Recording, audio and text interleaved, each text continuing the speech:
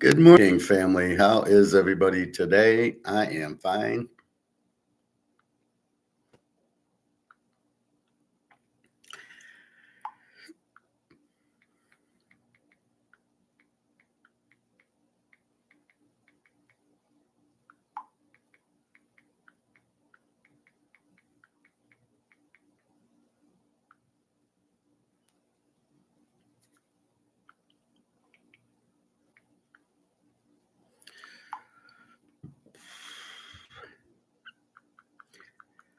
What's new, everybody?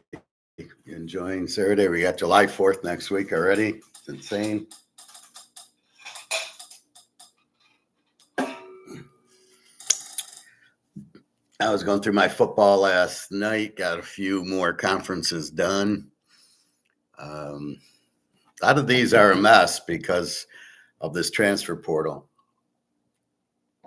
That's the real problem, especially in the smaller, the MAC, Conference USA, the AAC. They get good players, they move up. Because I think the players are missing the boat. If you're a good player and you play for Central Michigan, it's okay. You'll get drafted. Antonio, for example. And that quarterback who was really good on the Cowboys. I mean, they'll find you. And you're the big fish in a little pond. Now, if you transfer to Alabama, you probably won't even play because there's 20 others like you, and you think you have to go to Alabama to be drafted. Because the Lions will, you went to Alabama, come on, we'll draft you, even though most of you guys suck anyway.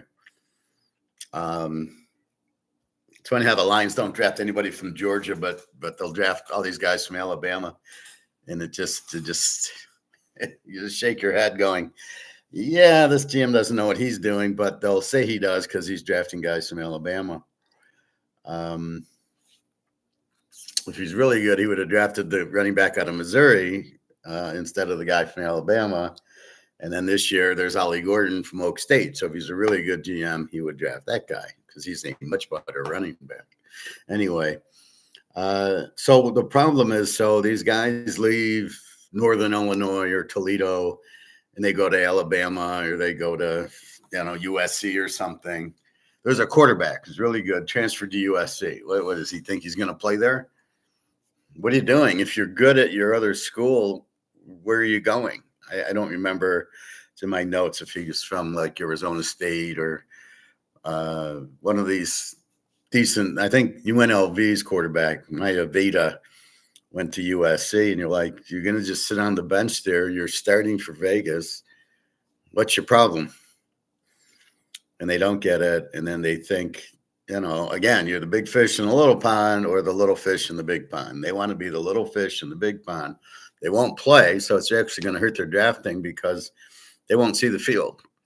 He's got the guy who played in the Rose Bowl, which shows you how the system at USC, his Oklahoma system is. It's just the wide receivers run deep and the quarterback, has these guys open because the defense, he finds the weakness in the defense, probably a number count. If there's 8 men on the line, we're going to throw, and the patterns he runs, and he probably floods a zone or something, and then the guy's wide open, and the quarterback looks great, except when they play a good team. Hey, Greg and John.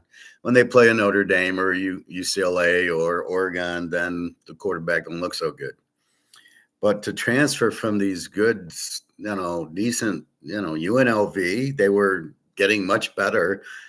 What do you think the scouts are doing? They only go to Alabama and USC and Oklahoma. They don't go to the other schools.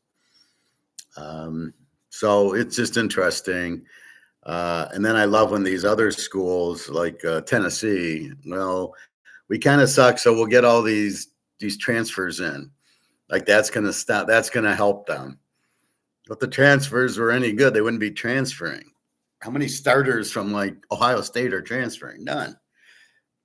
The only guys who transfer out of Ohio State are wide receivers who are fourth string.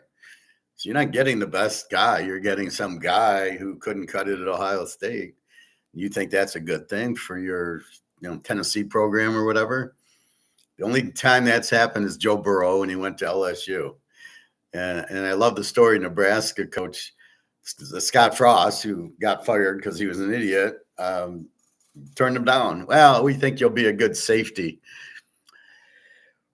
Wow, that's a coach that really knows talent and really knows where to put him. No wonder Nebraska sucked, because this coach had his head so far up his ass he didn't know what he was doing. You could have had Joe Burrow. He could have been your starting quarterback. Instead, he goes to LSU, and the rest is history. So now he's a Hall of Fame quarterback, and you wanted to play him at safety. Unbelievable. LeBron James' son was drafted by the Lakers. Okay, why do I care? How am I doing? I'm doing fine. My knee's bothering me a little with the gout. My gout's coming back way too often. Then I was watching some YouTube video on like food being manipulated. Some lady had a rubber watermelon, or the avocados aren't like real vegetables. So I don't know what's going on, but I think that's why I'm getting so much gout. I don't know what they're putting in the food, because I eat a lot of meat. God knows what they're putting in the chickens and the meat that I'm eating, even though I'm buying it from the grocery store and cooking it myself. So it's extremely healthy, prepared, olive oil, or just the pepper and paprika and normal spices. But I can't. I mean, I'm getting gout every other week, and it's like I had a chocolate chip muffin. It's like if you feel really healthy, and you go, I got a little craving for chocolate, because I eat my dark chocolate, and when it runs out, I still have that chocolate craving. So I get a muffin, or I get a donut, or I get, just one, and just, kind of like, I just worked out. Let me have, and then my gout acts up. So I got to cut that out. But it's a psychological, I feel good, so I'll have it, but I'll get rid of that. But otherwise, I'm feeling fine. I mean, again, it's just, I'll go to the pool and work it off. And it's nothing. You go into the pool and you just run, and everything feels better. And then I find it's the worst when I'm sleeping. When I wake up, the blood must not flow when you lay down, right? So you get up and you're stiff. And then I notice as I walk around, like now I'm sitting in the chair, my knees bent, it's okay. But when I'm lying down, and it wakes me up and stuff like that. So anyway, everything else is good. Daria's working today. Jenna's at home without power. Love the Ukraine. She has no power, no internet, no electricity. What the fuck? I mean, and there really probably doesn't need to be. So I don't know what they're saving it for, but I don't know what takes her to move out of there. It's fucking crazy. But I think the war will end soon because of the election. I think it'll end October, just around the same time that BRICS does the gold-backed currency. I was watching a video on gold. I was intrigued by the title, and then I watched it, and I watched about 5 minutes of it and said, no, I'll show it to you so we can dissect the Keynesian view and reality, because it's not reality at all. They don't know what the fuck they're talking about. I want to go to the gold store. I have like half ounces in this size container, which I can't fit into my thing. So I want to get my half ounces in smaller containers, and the rest of my maple leaves in smaller containers. And they don't charge me. The one guy wants to charge me, and I go to the owner, and I do so much business with them that he's like, oh no, yeah, because it's, what are they, 50 cents a dollar for these plastic holders, or they're not that expensive. And when you go spend $2,000 there, they're like, yeah, let them have it. But this one guy, I don't like him. He's one of the workers there, but whatever. So, let's see. We talked about gold finished. Let's see where gold finished yesterday. our paper gold derivative market.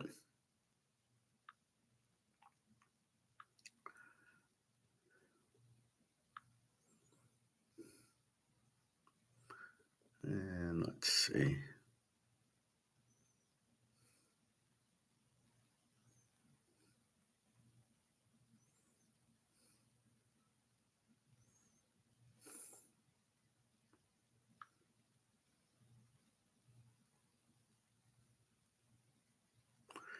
Gold price today.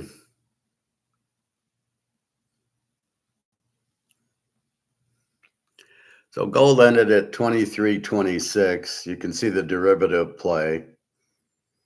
Like you never see the Joe Montana card do this or the Mantle card do this. It's usually, the Montana card's 125. Okay, maybe that's a little high. I know it's 100. And maybe it goes 110, and maybe it goes 90. So they're always going to have a little trading range, but it's never going to go from 110 to 50, right? That's not going to happen on the Montana card.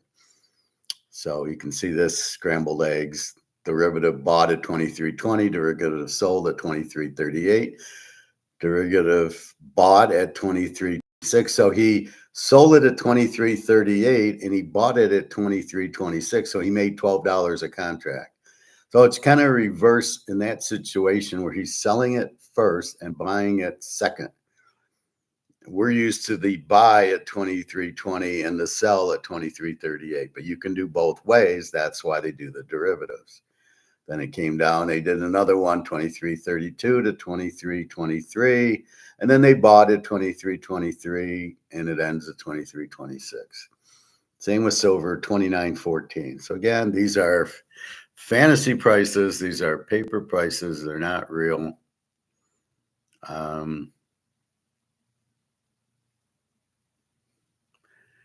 And that's it.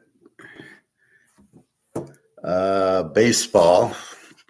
We'll talk more on gold and baseball. I think we've got the first game's at 2:10, so we'll get into that soon. Baseball yesterday, 6:28. Okay, we had a good day. We hit Philadelphia. That was early. We lost Houston. We lost Washington, and we lost St. Louis over 8.5. Then we hit Texas under 8.5. The Yankees, Boston over 9, Arizona over 9, and Colorado over 8.5. So 1, 2, 3, 4, 5, 6, and 3. Not a bad day. I looked into the Houston one. We had Bianco pitching, the guy who pitched the no-hitter on the Tigers.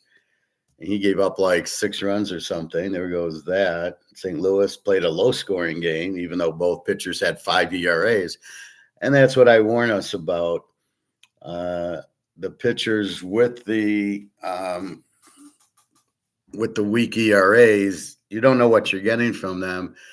Therefore, it adds more risk. The reward's the same, so why take more risk?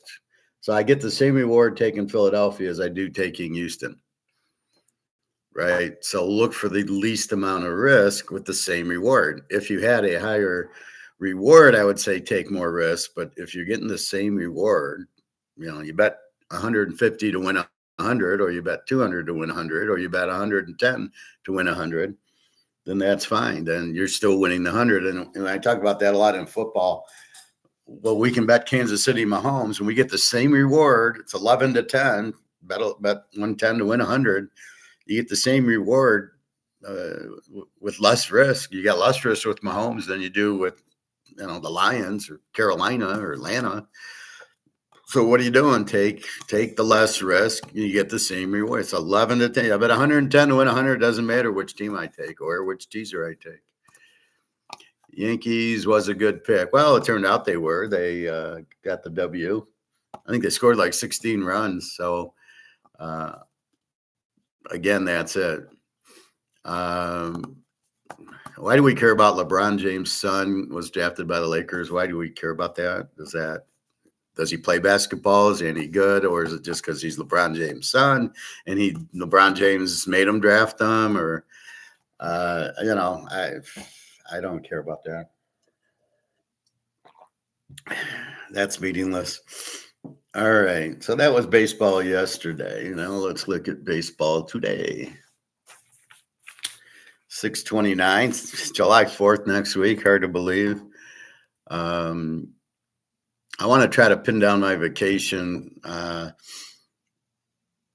with Daria. Like she's saying wait, like she doesn't know about her mom's got to come and watch the daughter, and she doesn't know when the mom's coming, and the mom's coming from America to Russia, so we're waiting on the mom. And she says, just wait a little longer. And the last thing I want to do is be on vacation with Jenna. And then Daria says, oh, yeah, we can come. So I'm trying to think of a way to kind of say to Daria, do we have a date? Because I want to, I can't say, well, I want to go to, with Jenna on vacation. So I'll have to be clever and try to figure out something. I don't want to lie, but I don't want to push that envelope and say, yeah, I'm going to go meet Jenna instead. Not a good move there. So anyway, we will see how that works out. And let's go. Colorado and the White Sox. Colorado 1.5, 9. Cal Quantrill 6-5 with a 3.50. Jonathan Cannon 1-2 with the 4.59. Again, what we can do is look at earned run averages. Colorado is not that good on the road. So I'm not sure who won yesterday. I think I had Colorado over.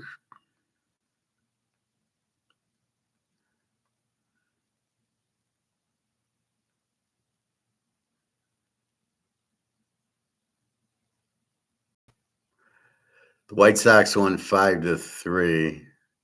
They had Dakota Fanning 2-11 with the 5.84. That's why I look at the record. I'm looking at it for betting purposes. Other guys are like, oh, he's got a low ERA. Yeah, but I don't care. He's 2-11. I don't want to bet on him. So the White Sox did get the win, though I can't bet on 1-2 with a 4.59 Jonathan Cannon, who I've never heard of. Cal Quantrill is okay. 3. See, I can't play these inept pitchers. Cincinnati and St. Louis. Carson Spires for Cincinnati 1-1 with the 3.45. Sonny Gray 9-4 with the 2.81. So I like Sonny Gray. Let's look at the Cincinnati pitcher. And the game's in St. Louis. From Clemson. I don't know if he's a bullpen or not. He pitched 3 innings 3 times, 4 innings, 5, and then the last 2 he's pitched 6 innings and he's given up 4 runs and 3 runs. This guy basically blows. So with that, I don't want to bet the guy under. So here's where it's bleeding. He does not have a 3.45 ERA. His ERA is much higher. Looking at the last few games, giving up 3 runs in 5 innings is like almost a 6 ERA. So I'm going to take Sonny Gray here because I like Sonny Gray. We'll go 3 units. I like Sonny Gray. And the question is, do you bet the game under? But then looking at the Spires guy for Cincinnati, he gives up 3 runs in 5 innings. So Sonny Gray with a 2.81 ERA, and he's 9-4. So his is a better sample. So I like St. Louis. They're at home. I think Cincinnati plays better in Cincinnati. So we're going to go Sonny Gray. Sunny Delight, St. Louis. The Yanks in Toronto. Now the question is, will the Yanks keep hitting or not? Nestor Cortez, 4-6 with the 3.40. Chris Bassett, 6-6 with the 3.45. 2 basically shitty pitchers. The Yankees are 125 favorite and over under 8. I'm just going to go over 8 with the Yanks. And I'll go 3 units. Now, I don't believe because they scored 16 runs yesterday, they're going to score 16 runs today. It's all independent based on the pitcher. But the Yanks are hot. They must like hitting in Toronto. And the fact they got Bassett, who's 6-6 with the 3.45, I think they're going to get a chunk of runs today. So I like the over under 8. Nestor Cortez, 4-6 with the 3.40. I don't want to bet on him. A 3.40, he's not. If he's under 3, I might take him, but I see this being a high-scoring game there. Miami and Philly. We got Rodney Munoz, 1-3 with the 5.80 against Aaron Nola, 9-3 with the 3.39. There we go. We're going to take Philadelphia. We're going to make this 7 units. Love Philly. So to answer your question, Greg, again, I think Philly is the best team, followed by Baltimore, and Cleveland's up there, 51-29. If we go by win-loss, but I don't necessarily go by win-loss. I look at the pitching, the bullpen, and the hitting. So Philly's right up there. So love Philly today. San Diego and Boston. Boston's at 135, 8.5. Michael King for San Diego, 5-5 with a 3.75. Tanner Houck, 7-5 with a 2.18. And the game's in Boston. It's hard to go under in Boston with the softball field they have. Let's look at Tanner Houck at home. So he goes, his worst outing was 5 2/3. So this guy goes, he's gone 9, he's gone 7, 3 or 4 times. He's got a low ERA. Let's look at him just at home. Against Toronto 5 days ago, he 6 2/3 gave up 3 runs. Against Philly, he gave up 3 runs.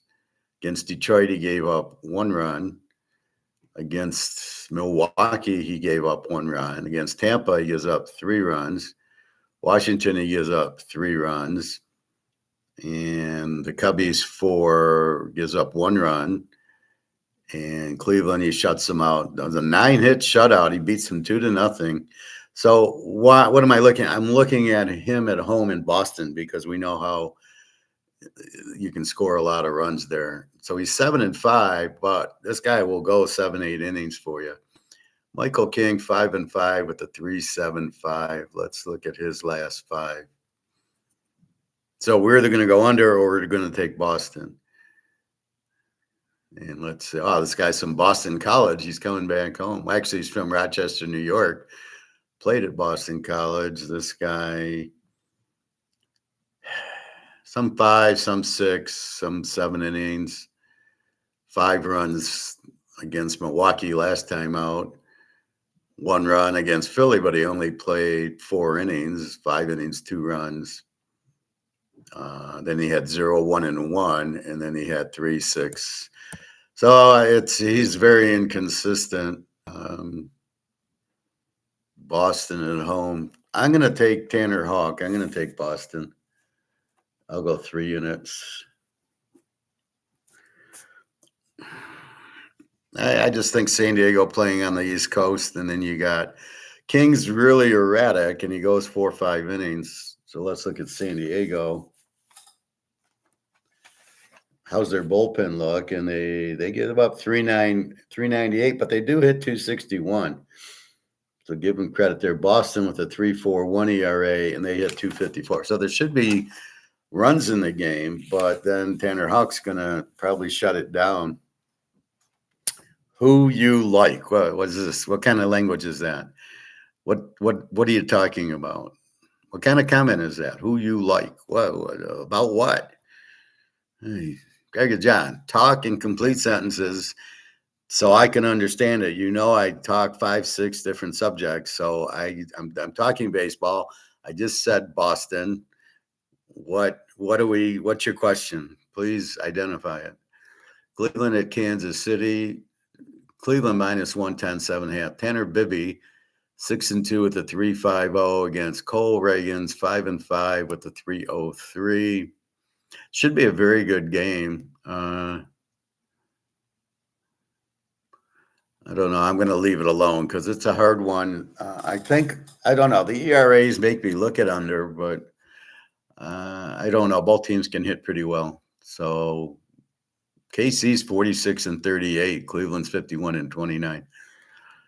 But Casey's been playing good at home, so I don't know this Cole Reagans guy. I'm going to leave it alone. The Cubbies in Milwaukee. We got Milwaukee minus 128.5. We got Justin Steele 0-3 with a 3.08.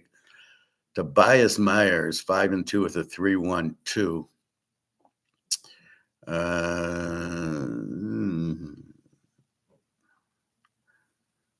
Just looking at it, I kind of like Milwaukee at home. And I hate playing over and under with the pitchers with the 3.08, 3.12 ERAs. So it makes it kind of difficult. Yeah, let's go Milwaukee, but I'm not going to bet it. All right, Pittsburgh and Atlanta, the Steelers against the Falcons. Paul Skynes 4-0. This one's for you, Luke. Paul Skynes 4-0 with a 2.14 against Max Fried 7-3, 3. And this is a under. We're going Pitt under 7.5. This is 5 units. So we got two good pitchers going. Skynes had a rough outing last time and lost like 4-0 or something, but two very good pitchers. Should be a low scoring game. Houston against the Mets. We had Houston yesterday, I believe, and the Mets beat them. And we have Bianco, our no-hitter guy, pitching. So give that credit to the Mets to beat him. They should win here unless they're facing Verlander, but they're not. Verlander must be hurt again because I didn't see him at all for the last 2 weeks. Framber Valdez 6-5 with the 3.68 against Tyler McGill, 2-4 with the 4.81. I'm going to go over here. Over 8.5. I don't really see the pitching that's going to prevent this from going. I got the Mets 2-4 with the 4.81 and Houston 6-5 with the 3.68. The over-under is 8.5. Houston, as I said, Altuve's hitting and Bregman's hitting and the Mets are hitting. There was a lot of runs yesterday over Bianco, so I look for a lot of runs today. Oakland, Arizona. Arizona's minus 210, big favorite, 8.5. Hulk Hogan 1-1 with the 2.72 versus Zach Gallen 5-4 with the 3.12. Let's look at the Hulkster. He's hanging, he's banging. 1-1 with the 2.7. He's now pitched in 2, 4, 7 games. He started off giving 4 runs. Then he pitched 3 innings, a shutout ball. Then 3 runs, 6 innings shutout, 5 innings, 2. In the last 2 games at home, he gave up 3 runs. Enough said. So we're not going to play this game under. So we're just going to play Arizona with Zach Gallen. I'm not going to bet it. Washington against Tampa Bay. Jake Irvin 5-6, 3.13 for Washington. Aaron Chevalier 2-5 with a 5.20 for Tampa Bay. Over under 7.5. I think we did this yesterday where I won with Washington over 7.5 a couple of days ago. Yesterday I took Washington and they lost, so Tampa beat them, but it was like 2-1. I can't bet an under on a guy with a 5.20 ERA. I like Washington, but I'm just going to watch it. I don't like it that much. Texas, Baltimore. Now it's nice to see Scherzer back in the lineup. Michael Lorenzen 4-3 with the 3.04 against Cade Povich 0-2 with the 4.15. Baltimore is a minus 160. My God. And over under a 9. I think this is over. I think Texas over 9. They're hitting. Baltimore is hitting. Baltimore 52-30. So they're another very good team. Good pitching, good hitting. But yeah, I think over is a good play there. The Dodgers and the 49ers, the Rams and the 49ers. We got the Dodgers minus 210, 7.5. Tyler Glasnow for the Dodgers, 8-5 with a 2.88 against Eric Miller, 2-2 with the 3.79. There's no way in hell I'm going under here. I'm going to pass on it. Glasgow, 8-5 with the 2.88. Is that going to be a low-scoring game? The Dodgers hit. The 49ers at home, they're not great. They are a 245 hitter, so they're not bad. They can score. We need 7.5. Seems like such a low score to get over. So I think this is an over. I think 49ers over 7.5. We'll go 3 units on it. It's such a low. I mean, this is one of those where it's 7.5, really, with the Dodgers and the 49ers. The Tigers in California. I was happy to see California win 5-2. The Tigers had to go West Coast, so they're tired. Don't forget that. We got the Tigers are a favorite today. Wow, they got Reese Olson, the bum, 2-8 with the 3.35 against Griffin Channing, 3-8 with the 4.62. Detroit can't hit their weight. I don't know what California hits 235. Detroit doesn't hit that. 232. I can't go over, even though the pitching sucks. Reese Olson just doesn't win. I mean, he's 2-8. I can't bet him to win when he doesn't win. Why doesn't he win? Because he pitches 5 innings and then they lose. He pitches okay sometimes and then gives up the big inning, but his ERA is low. Well, it was in the 2s. Now it's in the 3s, which means he's been pitching in the 5s. So it's kind of convincing me for an over, but the Tigers can't hit. So I'm just going to watch that game. And the last game, Minnesota-Seattle. Minnesota minus 120, 7.5. Pablo Lopez, 7-6 with the 5.11 against Bryce Miller, 6-6 with the 3.90. Do I like Seattle at home? Well, the guy's 6-6 with the 3.9. Here's one I got to go over. We got to go over here. Seattle over 7.5. I don't get these 7.5 overs with these pitching. We'll go 3 units on that. I mean, you got to be kidding. I got a 5.11 pitcher and a 3.90 pitcher. Seattle, Minnesota. Let's see what they hit. If that matters. Minnesota 247, Seattle 221. Seattle really blows. That's why it's hard to bet Seattle. But against this pitcher, the 5.11, they should hit him. And therefore, we should get over 7.5. I would, and then Minnesota should hit this Bryce Miller 6-6 with the 3.90. So that's the last of them. So let's go through it. I like St. Louis. I like the Yankees over 8. Philadelphia, Boston, Milwaukee, Pitt under 7.5. The Mets over 8.5.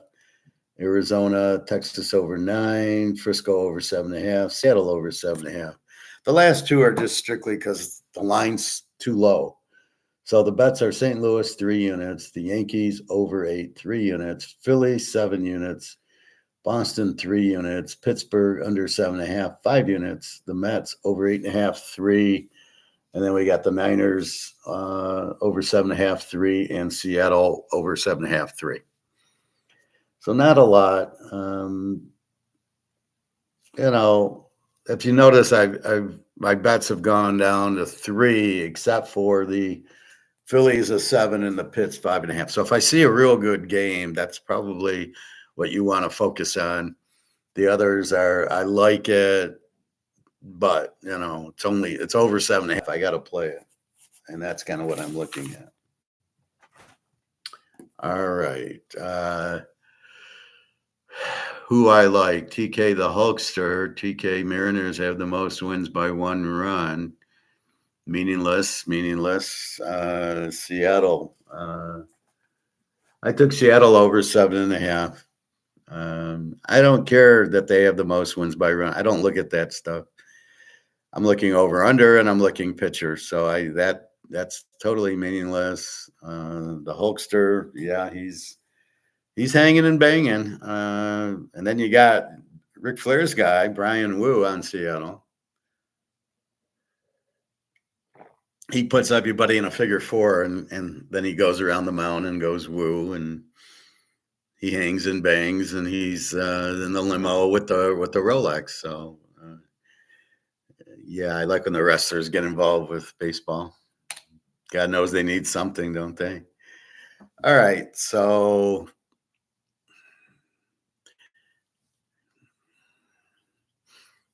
who I like? Well, I gave you who I like, so that is the answer to that question.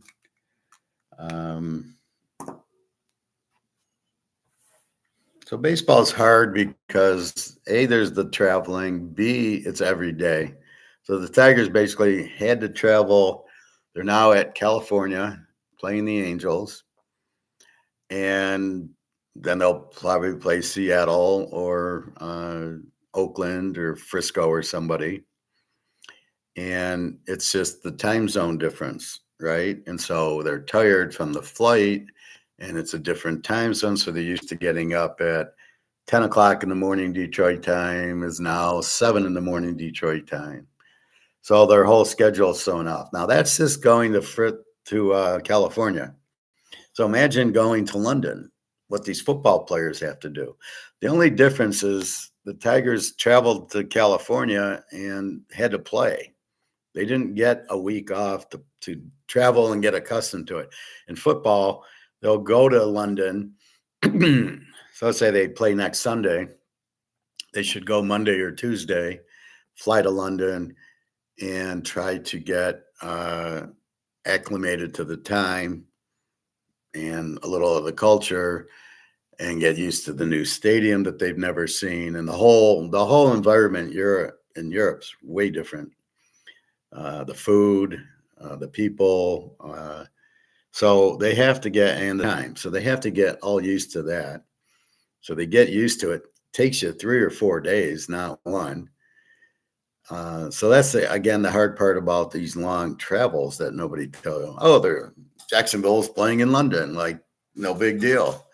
Detroit's playing in California. It is a big deal. You've got to understand that. Well, you go. I fly to Vegas. It's almost 4-hour flight, 3-hour time zone. I'm exhausted. If the worst thing, I like the evening flight. I hate the morning flight. Like if I have a 6 or 7 o'clock in the morning flight on a Saturday because I want to go bet football, and I leave at 7 and I get there at 8. Right? It's an hour flight with the time zone. I'm exhausted. I need a rest. Check in the hotel, take a nap. Probably not playing poker that night. And I'll go bet the games and then go to sleep. And but if I go at night, if I go Friday night and I leave at like 7 o'clock, I get there at 8. It's nighttime, so it's a little bit different feel. The problem with going in the morning, you're waking up early, right? So you're probably getting up at 5 to get to the airport by 5:30 to get the 7 o'clock flight. So it's just a whole early day. Where if I take the night, I'm not getting up early. I get out there a few hours early to go to the airport, and then you get there Friday night. Then you're up. You stay up a little bit longer, and then you go to bed, and you get a good night's sleep, and then you're fresh Saturday. So I much prefer the Friday night flight over the Saturday morning flight. The only time I really took the Saturday night is for the Super Bowl. I wanted to bet it, so I took a Saturday night.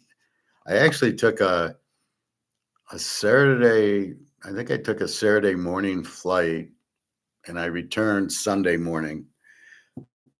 So I remember I was at the MGM because it was near the airport, and I had bet on the Super Bowl, and that's when I won with Florida State, and I cashed in a bunch of tickets.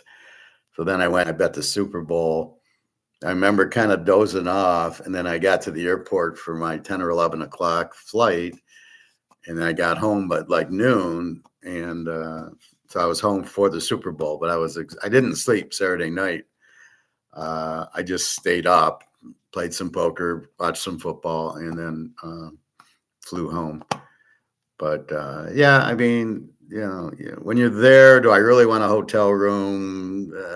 So it ends up where you're kind of trying to say, I don't need it. Craig and John, you ever done fantasy? I do a lot of fantasies, but I don't do fantasy football. I think that's not my cup of tea. I'd rather bet on the teams than the players. It's too much fixing anyway to start betting on players, how many yards they're going to score. I have no desire. One way I would bet it if I did would be to watch the defense. If you're playing a Kansas City or San Francisco defense, or maybe Baltimore, I wouldn't bet any of the offensive players. So I would look for the weak defense, Detroit, Carolina, Atlanta, and I would bet the offensive players who play them. Like, look at Detroit, CeeDee Lamb, 220 yards. Jefferson, 250 yards twice. The Tampa guy, Evans, 250 yards. So it's clear they can't cover a receiver. So that's how I would do it, right? To get a good receiver, I would bet it. I would wait for against the Lions, but I don't bet fantasy. I don't want to. I much rather enjoy the way I do it, and I'm very successful betting on the teams. So I don't like the live shit. I don't like and I don't like the fantasy. That's all rigged. So, first of all, the odds aren't good. What I like about doing teasers, it's 11 to 10. I bet 110, I win 100. 6 point. Okay, I got it. It's easy, and I've got it mastered. To go into fantasy, do you think you're getting the right odds? You have no idea. Oh, I'm going to take CeeDee Lamb over 200 yards, and it's I got to lay 130 to win 100. Is that good odds? Depends on who they're playing. But I know Dallas is going to win the game or lose the game, right? Or I know the Lions are going to be high scoring because they can't stop the win, but they score a lot. So I know enough about the teams that I don't need fantasy. It's more risk for me. I don't know that the odds are any good. See, there's too many people that don't understand the odds, and they bet a bet, and it's like they're being made off, and they don't know it. You cannot bet. If you're betting with odds, you better know your odds, and you better think they're realistic. There's no way, if you're betting how many catches CeeDee Lamb has, over under is 8, and it's 140 to win 100. Is that odds correct? You have no idea. And you go over just because you like CeeDee Lamb, or you like Dallas, or they're playing the Lions. And so that's what you got to look at. Is it the same odds playing the Lions as it is playing the 49ers for CeeDee Lamb, or playing the Chiefs? I would bet it shouldn't be, because it's much easier to score on the Lions than it is on the Chiefs and the 49ers. So that's kind of what I'm looking at. So no, I have no desire.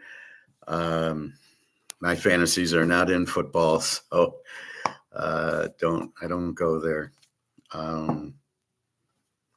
Anyway, so that's baseball. Again, we're pretty good picking the pitchers.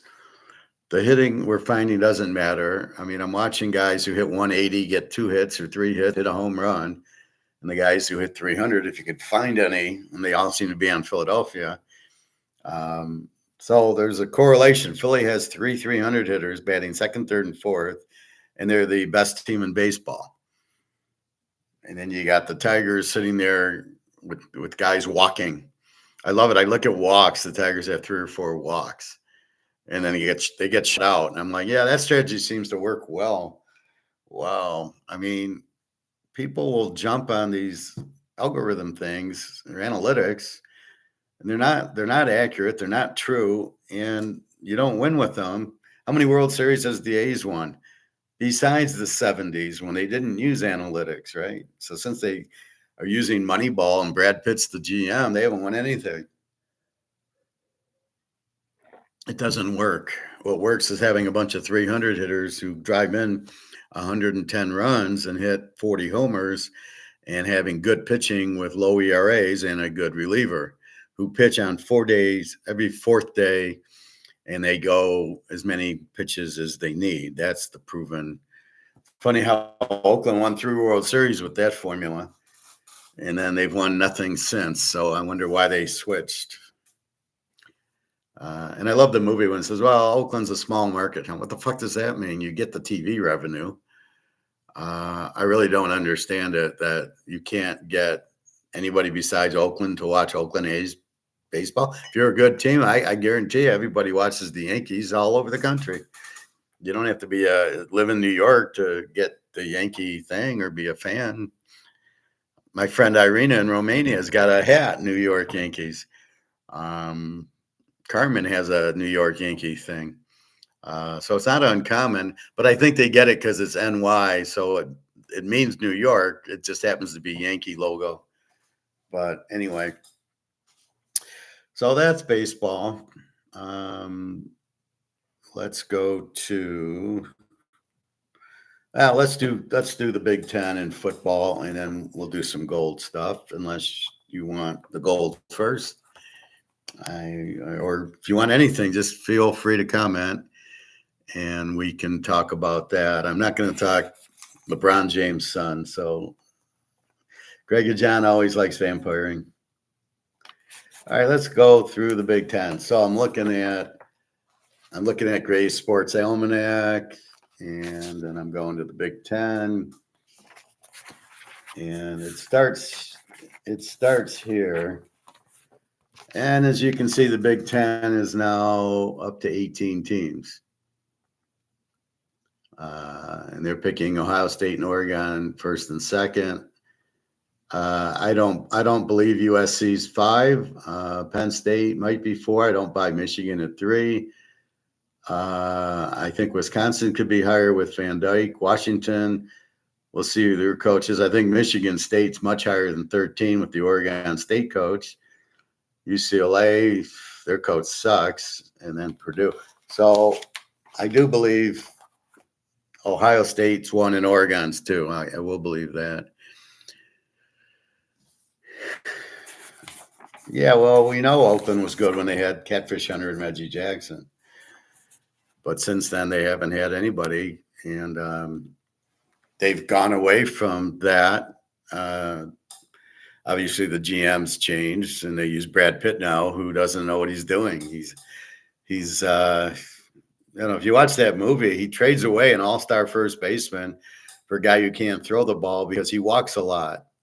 Okay, you're not going to win.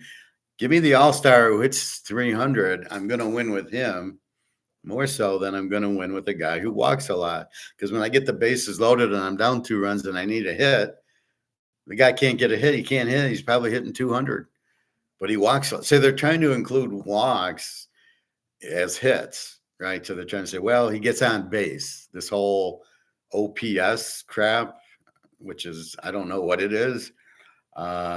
And then they throw it out. Well, his OPS is 500. Trying to make it sound like that's his batting average, right? Oh, he's hitting 500. No, is it any good? No, really, it should be 800 and 900 or anything that's 1,000 is just bullshit anyway. Just give me his batting average. Is he hitting 300 with 100 RBIs? If he's not, then I don't give a fuck, because that's how you win. You win with people that hit. Pete Rose was great because he hit 320, not because he had an OPS. I mean, he probably had a low OPS because he got a bunch of singles like Rod Carew, Wade Boggs. Would you not like them because they hit 320, but it was mostly singles and doubles? That's the problem. You want the 300 hitters. I don't care about OPS. I think that's something to do with power, but I don't care. But yeah, I mean, the A's, everybody loved the A's, the green and the yellow, and they come out with white. They were like the Oregon Ducks in the 70s. And you love their, Vita Blue and Catfish Hunter and Sal Bando and Joe Rudy and Reggie and Campy Campaneris. It was a very good team, and they beat some very good teams. I love when they beat the Reds. And then the Reds had a great team with Joe Morgan and Johnny Bench and Tony Perez and Concepcion and Ken Griffey Sr., not Jr. Only they would have had Ken Griffey Jr. on that team, right? He was like, 5 years old at the time? So that's really what you're looking at. Why doesn't that work? No, it's like the NBA. You had Magic and Kareem and Bird and McHale and Paris and Elijah Wan and David Robinson. And now you're saying, oh, well, Big men don't work. Big men in the paint dunking the ball like Shaq. Nah, that doesn't work. We need guys out shooting 3-point shots. That works. Says who? Well, analytics, because they get 3 points instead of two. So even if they only shoot 10% versus 80% from the paint, yeah, we'd rather have that 10% outside shooting and these long rebounds and helter skelter. It's much better than throwing the ball in the cream and you get 2 points every time. It's insane how stupid these people are running these, that this works, so let's not do it. It's like gold. Gold works. We know it works. It's worked since the Romans. When you get away from gold, you fuck up and you fall and you collapse. Well, let's still not use gold though. It's just amazing. It works. Why aren't you doing it? And so you see this in most sports. Let's go to a running quarterback, even though they don't work. You have receivers. You need the receiver. You need to throw the ball to receivers. You have quarterbacks that have to be able to throw the ball to receivers. Hence, that's why Lamar doesn't work. That's why these running quarterbacks in college don't work. Okay. Let's go to the Big Ten. Please ask questions or comments if you're confused or just want something straightened out. So we'll start. It's the Big 18. Was it 18 or 16? The Big 18. So instead of doing two, this is two. I'll go quickly. Luke Altmaier is the quarterback. He's a junior. He's returning. Brett Bielema, the Humpty Dumpty, is the coach. Final analysis. The key for the Illinois is getting steady play at running back. The combination of Fagan and McCray can't get it going. It will make things so much easier for Altmaier. The defense is going to struggle for a bit, which makes offensive production that much more important. So if we look, they open with Eastern Illinois. Kansas, they're going to have a tough time. Kansas is a very good team. So I don't know. I have to look at the stats on Altmaier, which I have on my spreadsheet, but I'm not going to go back and forth. I might kick us off here, so I don't want to do that. So they were 5-7 last year. Pretty weak defensively. They gave up 45 to Indiana, and they gave up 44 to Purdue. They lost to Kansas 34-23. And 45-43. So this is a team without a good defense. This seems like a very weak team. Kind of a weak quarterback. They're not running, and they have no defense. So this is like a Z team. This is a very weak team. Indiana. Now Curtis Rourke is the quarterback from Ohio, is very good. So he's transferred there.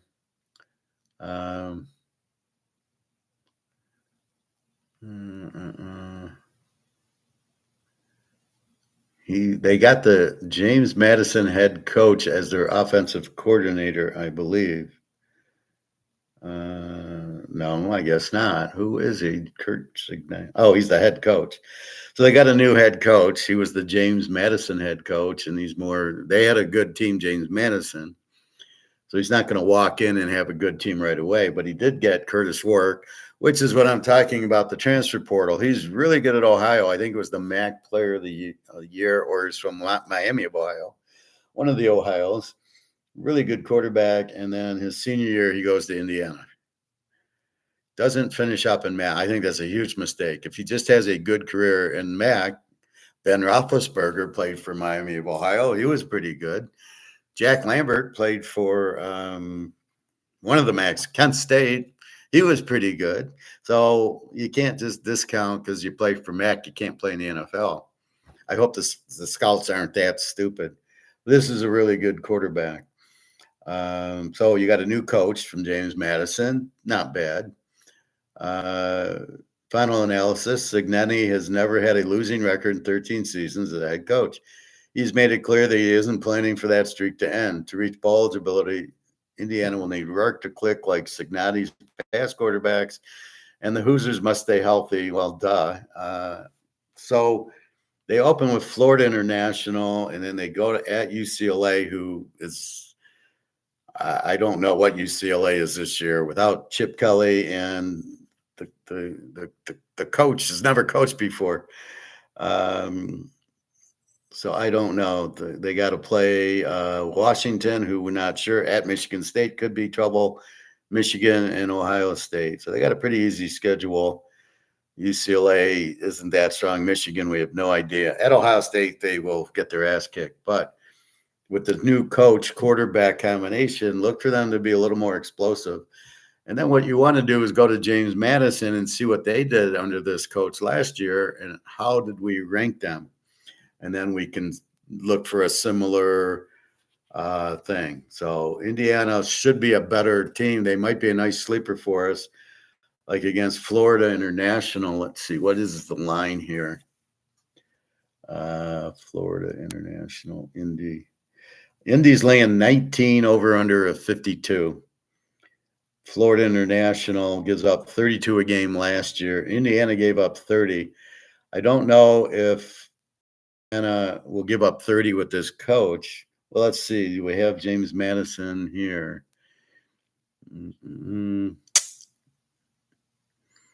Yeah, they're there. They gave up 18 points a game. Yeah, so Indiana's going to be playing a lot better offense and a lot better defense. Do we want to lay 19?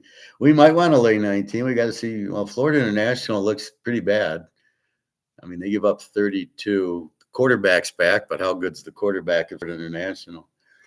Indy at home with a new coach. Yeah, I mean, and you got to keep in mind, James Madison's lost their coach now, right? So you got to keep that in mind when he transfers over. So now we might bet Indiana because they have a good coach. But now what do we do with James Madison with this new coach, right? So they had a good coach that got promoted to Indiana. But if you have a bad, but then who did they get? So you can't look at James Madison. This is the deceiving part. And what I'm cautioning everybody is we have James Madison as an 18 defense, but it's a different coach. So you've got to be very careful. I have them as a possible play, but without their coach, it probably won't be. So they're 9.5-point favorites based on last year. Wholly new coach, new quarterback, transferred from Washington, and he didn't play. Penix played. So you got to be careful. They don't have an 18 defense. They did last year. It depends who they did. If they like promoted the offensive or defensive coordinator, they probably won't change much.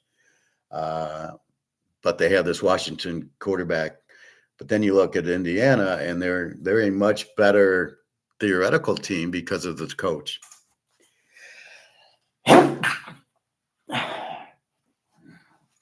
So you really got to look at the details before you bet, before we understand. We don't have anything to go by but last year's stats. They haven't played yet. That's why we need 2 or 3 weeks on some of these teams. Not all. We know Alabama and we know Georgia. We don't need 3 weeks with them, but we do need it on the new James Madison coach and then the new Indiana coach. We need to know what to do with them. But I think Indiana will be a pretty good team. They were 3-9 last year. I would think they get 6 or 7 wins, especially Florida International, Western Illinois, UCLA, Charlotte, Maryland, Northwestern. They could be 6-0, and then Nebraska, they could be 7-0. But then it gets Washington, Michigan State, Michigan, Ohio State's going to be tough. Michigan State's going to be better with the Oregon State coach. So that's why the coach is critical. He brings his quarterback in and then the defense, and Oregon State had a really good defense and a really good quarterback. Well, Childs is okay. Ugly Boogly sucked. But that's what you're looking for. So you got to, who's coaching, right? Nick Saban's coaching. Boom. I'm surprised a pro team didn't get Nick Saban. I'm sure he'd want to coach. But, when he went to, I think it was Atlanta, he wanted Drew Brees, and they didn't. He went to New Orleans, and that's why he quit, because he had a better coach a better quarterback at Alabama than the pros had. So anyway, so Indiana should be much better. Keep them as a good sleeper, as a live dog. This, because you get a good coach, they're going to play much better. Iowa, Cade McNamara, the guy from Michigan who hurt his knee 4 or 5 weeks into it, is recovered, I guess, and will be the quarterback. They got 9 back on offense, 8 on defense. Their offense sucked, but McNamara got hurt. So name a quarterback who gets hurt, and what do you think is going to happen? Look at Utah.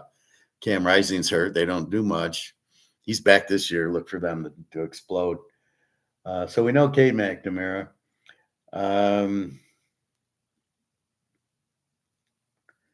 Looks like they've changed offensive coordinators to Tim Lester, who I've heard of. Kirk Ferentz just runs a good defensive game. The analysis, the defense should be rock solid again. No surprise from Iowa, but it can't make Iowa a contender by itself. The offense will have to do its part, or it could be another season in which Iowa's over-unders are 31. The schedule looks tougher than last season, so unless the offense improves. So you got Cade McNamara from Michigan. He took him to the playoffs. He did play against Georgia and he didn't look too bad against Georgia for the first quarter or so. McNamara is a senior. I don't know. Let's see.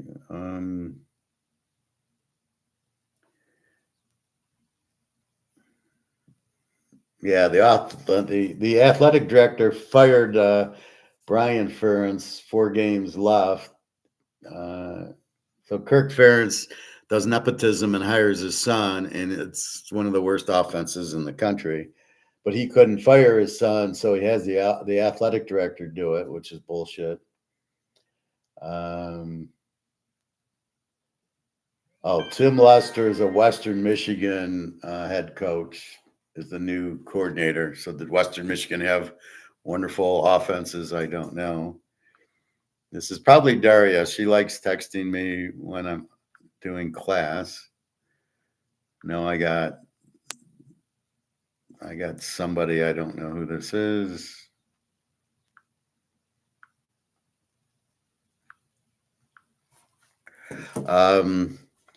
So Iowa, we know, is an under team, but we'll see how McNamara does. He had a good game against Western Michigan, I think, last year.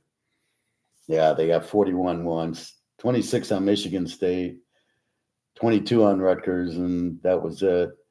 So they open with Illinois State. Then they get the Iowa State game.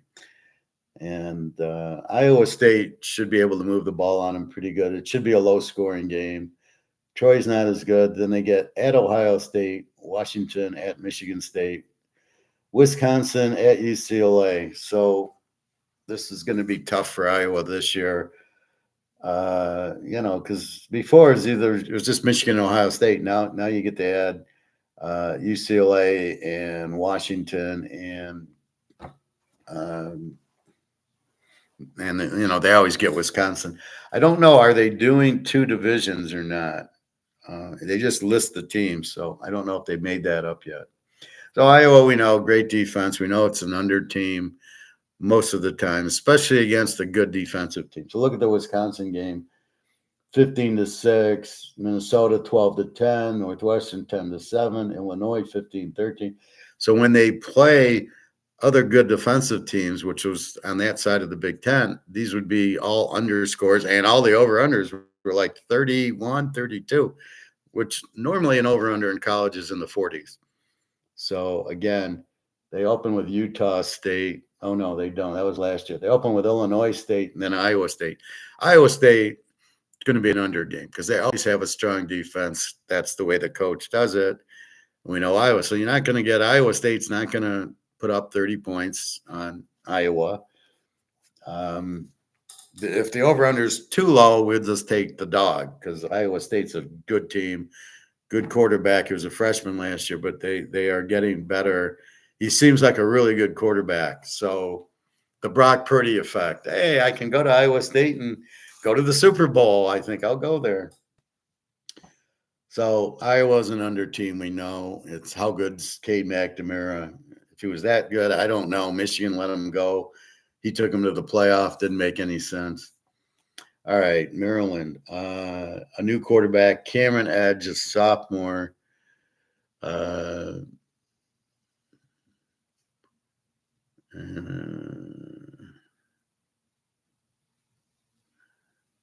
So he's dealing with a lot of transfers. See, they try to say capable transfers. So it's a guard from Georgia. Well, how good is he? He's obviously a third stringer from Georgia. I want the starter from Georgia, not the third string guy.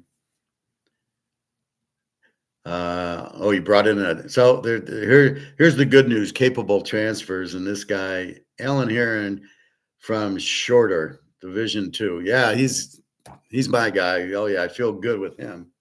And some guy from Purdue.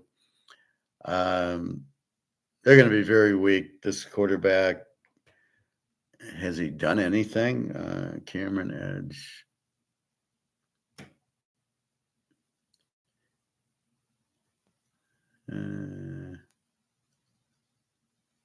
Cameron Edge is the most skilled passer, and Champ Long has combo skills. So this guy, I don't know if he'll be the starter at this point. Flannel and Al actually has all his coordinators and all but two position coaches back. I'm not sure that's a good thing. His program has now won 23 games and 3 bowls over the last season. I wouldn't be bragging that you win bowls when half the players sit out. There's continuity, and the Terps are accustomed to success. Oh, really? Though there's room for more. Lockley sees toughness in the trenches. Oh, yeah, and replacing Tagliavua. Oh, he's an all-timer, really. I wasn't impressed with Tagliavua. So, so they beat Auburn 31-13 in a bowl game when Auburn and none of their players played isn't really something to roast about. So they won their first 5 last year and then dropped to Ohio State, Illinois, Northwestern, and Penn State, beat Nebraska, lost a close one to Michigan, and then beat Rutgers. This year they start with Connecticut, which is good because the quarterback doesn't know what he's doing yet. Michigan State, that's going to be a tough one. At Virginia, then they got USC, at Oregon, and at Penn State, and at home against Iowa. They kind of got a break. They don't have Ohio State. So USC and Oregon and Penn State and Iowa. So they got 4 tough games. We'll see about Michigan State. They're a sleeper because of the new coach, new quarterback. The other coach sucked, and it's amazing. I called that if you watch my older videos, and yet they keep hiring these guys that suck, and they keep firing them. Or this guy had other problems, and then now they bring in a good coach. So I don't know. Maryland, I don't know. Michigan. 1 guy back on offense, 4 on defense. Harbaugh's gone, defense coordinator's gone, quarterback's gone, running back's gone. I'm not a big Sharon Moore. I have no idea. All he did was he took over the Penn State game because Harbaugh was on suspension for cheating. And all he did was run the ball. The whole second half, he never threw a pass. I don't know. Is he a good coach? I don't know, but you lost your defensive coordinator, and Harbaugh always has good defenses, so he's gone. How's your defense going to be? Defensive coordinator, Wink Martindale from The Price is Right. He's the pros. I think he used to coach at Baltimore. The entire offensive line and the receiver. So they're in big trouble. A 5-man quarterback battle, really?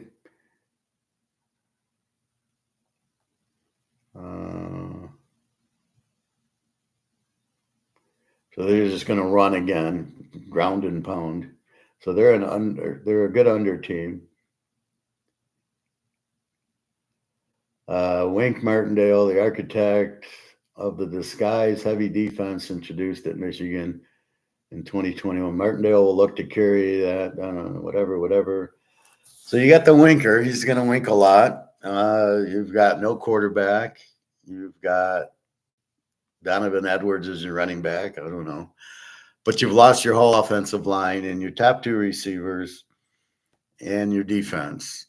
So are they going to play games and just run this 6-man blitz at you every down, probably because it worked.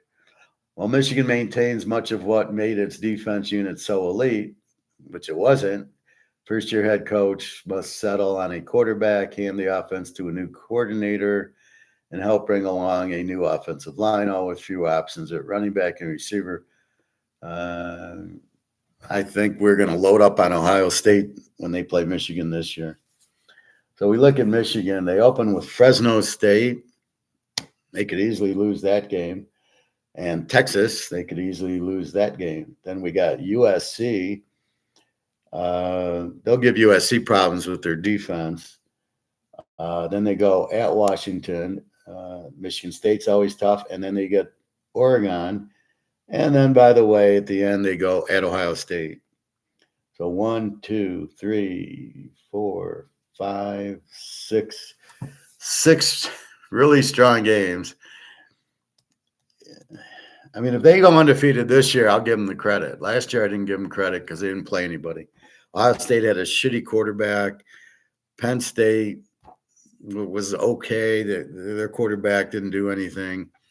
And beating Alabama, they should have been playing Georgia and should have been playing Oregon. They got lucky. They got Alabama with Milrose instead of Georgia, who would have beat the hell out of them. So, to me, if you're gonna call yourself national champs, you got to beat Georgia. So we got to give Alabama some credit for beating Georgia, but that's why Georgia fired their defensive coordinator. They weren't blitzing Milrose the way they should have, the way Michigan did. Milrose could have beat them. He fumbled at the 50 going in, and then he did the wrong route at the 4-yard line to tie the game. So either way, Alabama, who was not that good last year, gave them all they wanted. So I don't know. There's no way Michigan's going undefeated this year. So if you're betting on the stupid totals, I wouldn't waste your time. I would bet it under. But I don't know what their win total is, and I don't really care. Michigan State. Look for Michigan State to be better. Adrian Childs is a sophomore. I don't know. He's a kind of a dual quarterback. Strong arm, dual threat passer, saw bits of playing time. So he hasn't really played. He's an athlete. He can run, but that doesn't mean anything. So look for him to run a lot. Defense, 6 guys back. So we got to look at this is Oregon State, which had a very good defense last year. No quarterback in Uglia. So they didn't score a lot. If the offensive line can help establish a respectable run game, Smith's use of Childs on play-action passing and throwback screens and deep shots could entertain fans. But questions in the trenches on both sides of the ball make it difficult. So look for an under when they play Michigan because Michigan will blitz them. They won't do anything. They open against Florida Atlantic. Then they go to Maryland, Lou Lafayette. I like Lou Lafayette in that game. Then they got Ohio State, then at Oregon, then Iowa, then at Michigan. Wow. So they got a tough 4. Then it's easy at the end, Illinois, Purdue, and Rutgers. So they really got the 4-game stretch where they're going to have problems. Are they going to be better? I like the coach. I don't know about the quarterback. And I don't know. The defense should be good. How many transfers you got from Oregon State, we'll see. But they'll be a lot better than they were last year. Minnesota. Max Brausmer, the quarterback. Who the hell is that? Oh, he's from New Hampshire, of course. New Hampshire transfer quarterback Max Brausmer being a substantial upgrade over an inconsistent Athan Kalmakis. Brausmer, a senior who led FCS in passing a year ago, has shown himself to be a quitter. Yeah, Minnesota's in trouble. They're going to a Division II guy, although so did Justin Herbert. He was Division II, but then so was Trey Lance, who was, he stayed Division II. He played one season, and the Niners drafted him, and look how that went. So I don't know about these Division II guys. You couldn't find anybody else. You couldn't recruit anybody. After 2 9-win seasons, Minnesota took a step back to 6-7, but the Gophers' 13 returning starters, a potential upgraded quarterback. for a winning season. Another tough schedule looms in return, a 9-win level. Minnesota will need to strike better run pass balance on defense. They will need to cut down. So their defense needs to get better. They're kind of still a weak team. They open against North Carolina, then they get Rhode Island and Nevada. So, tough schedule with Rhode Island, Nevada. Then they get Iowa, Michigan, USC, UCLA, and close at Penn State and Wisconsin. So Minnesota's in big trouble. I don't know. I think they're an under team. I don't think the quarterback's going to come in from Division II and play Big Ten football. And the defense is pretty good, but we'll see. Big Nebraska. They need Turn McGill back and the rest of the 1980 team. In previous stops at Temple and Baylor, Rule's teams went 10-4 and 11 respectively in the third season. See, this is bullshit. I don't want to read that. That has nothing to do with him here. So they're saying is Rule gets better at year 3. He was 2-10 and 1-11 in his first seasons. He's on a faster pace. The schedule seems fair. Yeah, bullshit. You got a freshman quarterback, Dylan Raiola, who's that? Take your pick. The surprising part. So the athletic director goes to A&M. Highly ranked quarterback Dylan Raiola. The decision to withdraw his Georgia commitment and sign with Nebraska is because he couldn't play at Georgia. So he's not a very good player. Let's see. Matt Rule's he's 5-7 his first year at Nebraska. I don't know. He was okay at Baylor. He sucked at the pros. They open with UTEP, Colorado. They get to play Coach Prime. Northern Iowa, Illinois, Purdue. They get Ohio State, UCLA, USC, Wisconsin, and Iowa at the end. So they won't win a game the last 5. I don't know. Last year they were a low under team, decent defense. The offense sucked. I don't see the offense getting any better. Heinrich Himmler is still there as the backup. Let's see. I don't know who these coordinators are. So don't look for Nebraska to be all that good. I'm surprised they're a big favorite against UTEP. What are they?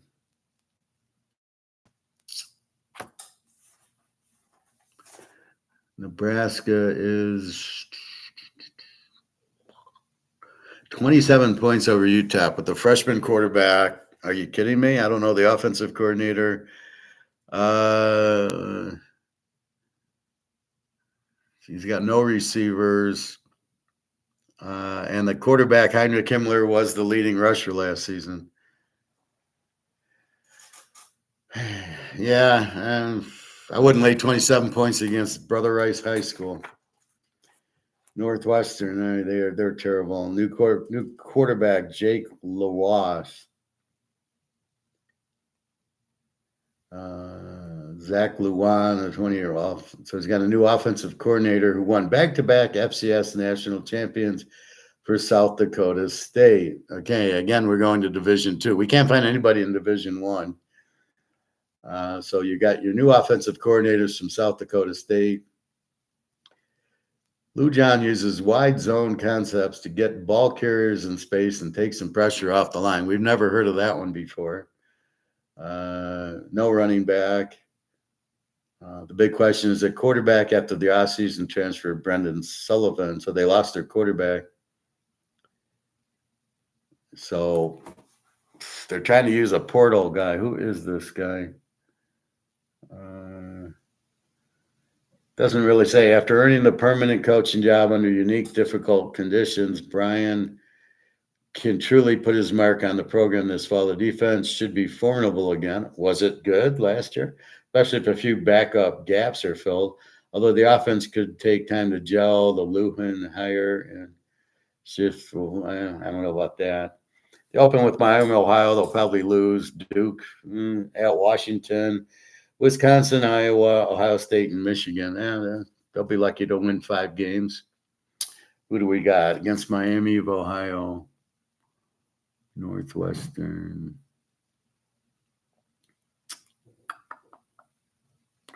They're 3.5 points over Miami of Ohio, and I like Miami of Ohio. Miami of Ohio is a much better team. Let's put it that way. Ohio State, not much to say here.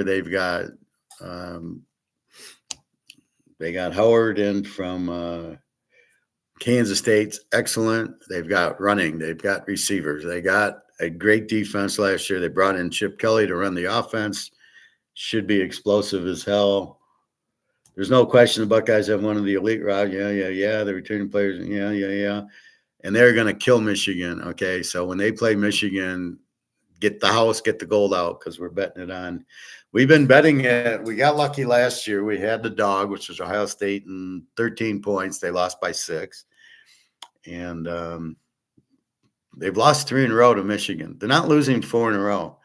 They didn't make the playoffs last year. And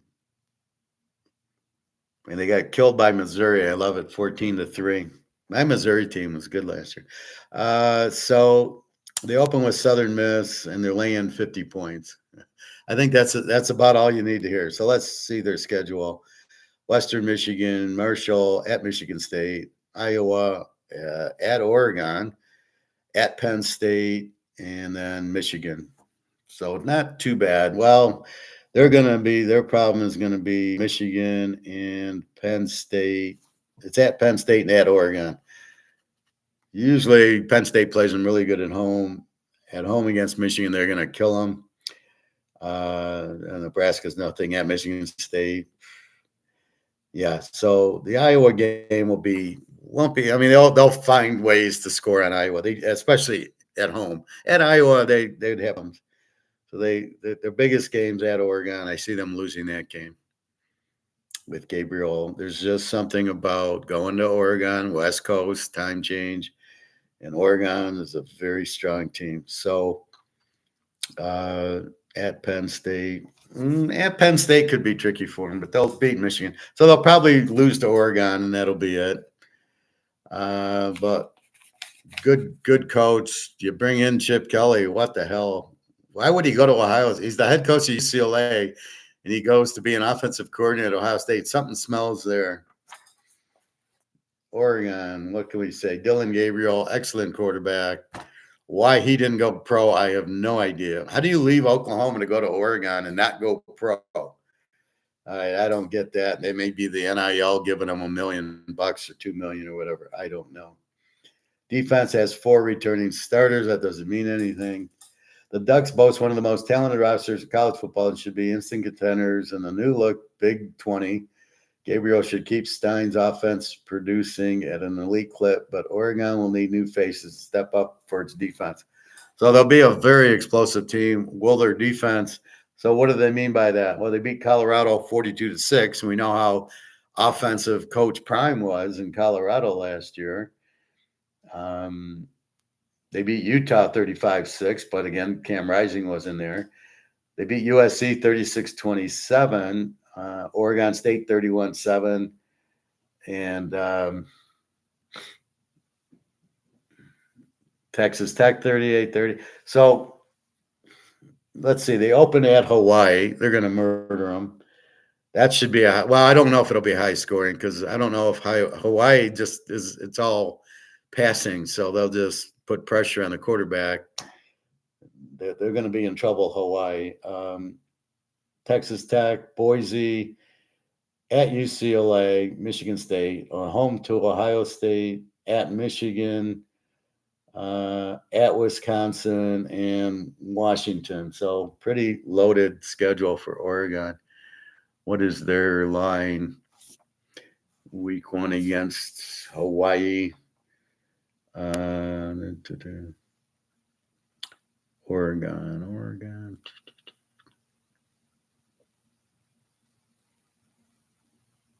Where the hell are they? I guess 24th. Why don't I have the line on them? I got to get the line. So I'm missing that game.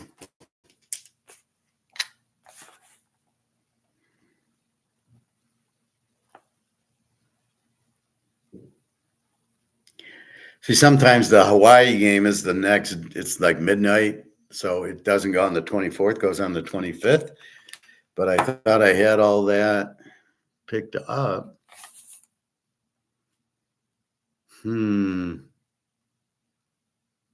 Let's see. NCAA football.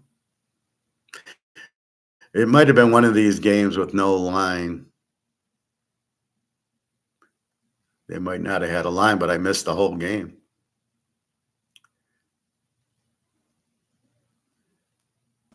Yeah, this is insane. August 24th at Hawaii. I don't have the game. I got August 24th, SMU, Nevada, Florida State, Georgia Tech. How the hell did they not have the game on it? Let's try covers.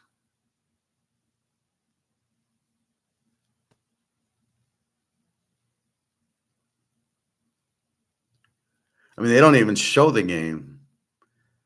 Florida State, Georgia Tech is at noon. Nevada, SMU's at 8.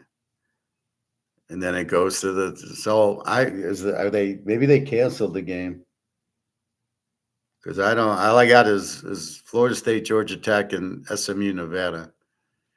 It's crazy. All right, so I don't know where that Oregon Hawaii game went to. So let's say they open with Idaho and then Texas Tech. So Boise, UCLA. All right, so they should they'll get ready for the Ohio. So Michigan State could be a problem for them because it's the week before Ohio State. So you always got to be careful about they see Ohio State coming and here's Michigan State. How do you get up for Michigan State when you know you've got Ohio State coming? And then the next week they're at Purdue. So how do you get up for Ohio State? And then you got to go to Purdue. So be careful of those traps. Then you got home to Illinois and then at Michigan and then Maryland and then at Wisconsin and Washington. There's going to be problems for them. The games after are going to be, how do you get back up for the game? I think they'll do it, but I mean, last year, let's see.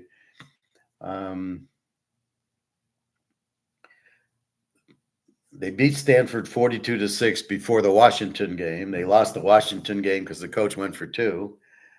Went on 4th down. And then after the loss, they beat Washington State.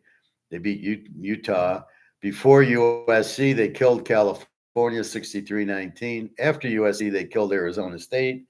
And then their big game with Oregon State, the rivalry, they won 31-7. And then they lost to Washington in the Pac-10 championship game, which cost them the playoffs. So they did okay the game before. TK Raiders got 2 quarterbacks. They don't know who's going to start. Who's going to win, TK? Who you like? Again, what are you talking about? Who do I like and what? Don't be ambiguous. I can't answer a question that I don't know what you're asking. Who's going to win what? The Big Ten, the Ohio State, Oregon game. You got to be specific. The Raiders, we know they have quarterbacks. They got the guy from Washington State, Minshew, and they got the guy from Purdue. Neither of them are any good. All right, so Penn State, Drew Aller, good quarterback. He's not a junior; he's a sophomore. He was a freshman last year.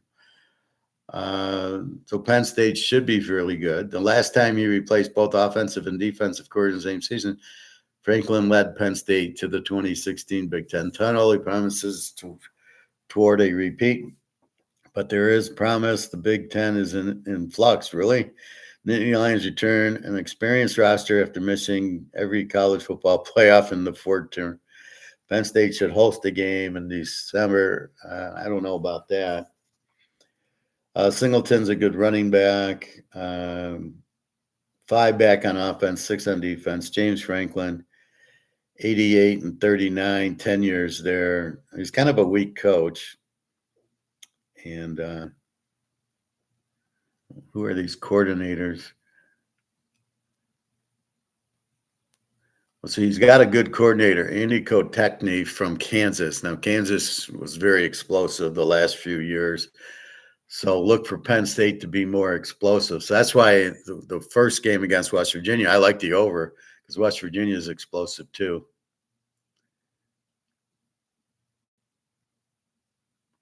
Tom Allen, while he posted the most sacks. So new coordinator Tom Allen has a high bar to clear.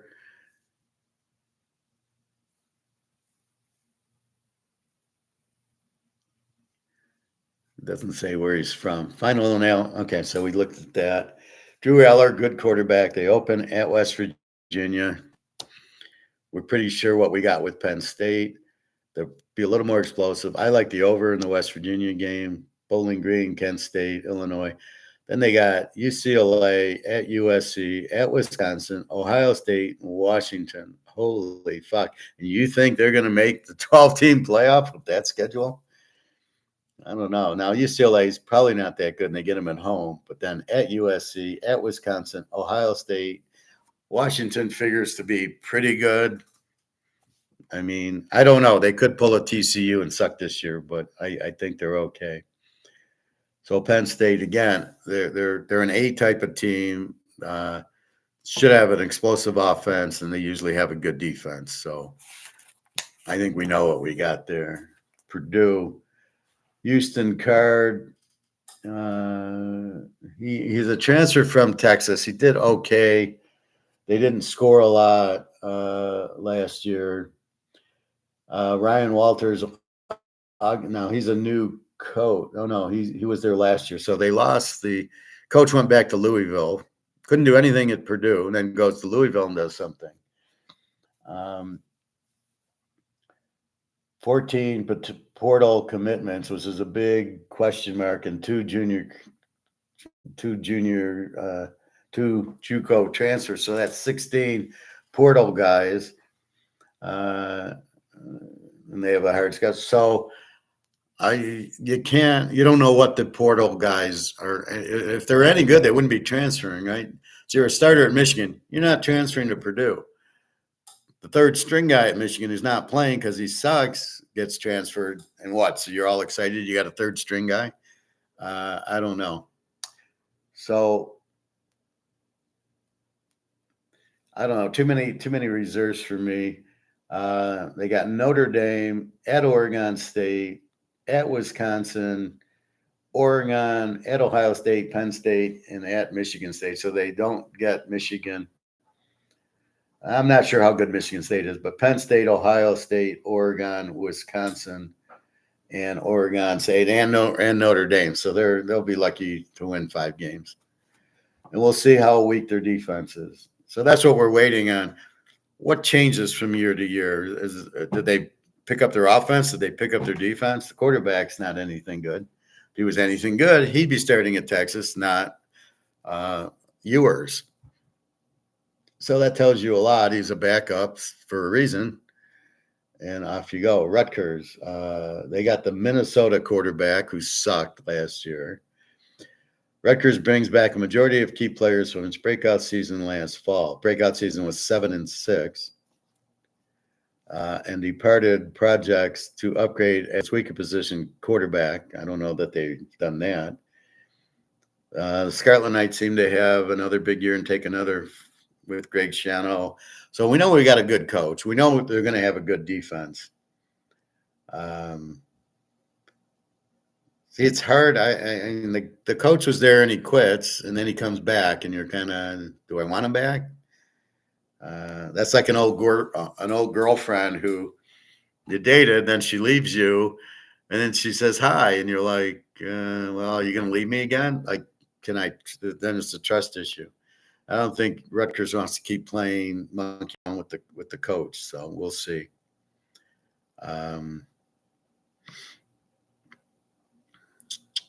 So we know they're a good under. We know they're a good defense. Let's look at their schedule. They open with Howard and Akron, who sucks. Virginia Tech, who sucks. Washington, we're not sure. At Nebraska, should win. Home against Wisconsin. UCLA, at USC, and then at Michigan State, who's not much. So they got USC, UCLA, and Wisconsin, and Washington. They got 4 hard games, but we don't know how good Washington's going to be, how good UCLA is going to be. Wisconsin, we think, should be better with Van Dyke. USC should be explosive, but see, when USC runs into a team like Rutgers, they're going to have problems because they're just an offensive team, and they're going. So what's Rutgers going to do in the game? They're going to run the ball 80 times, and USC won't see the field. They won't score, and Rutgers will just drive the ball down on them. And so they can easily beat USC if they don't come up with the defense to stop the run. They're not going to see the ball. The quarterback's going to be 6 of 7 for 50 yards because he's only going to see the ball every once a quarter because Rutgers is going to run it down their throat. So Kyle Monagy, the senior running back, is back.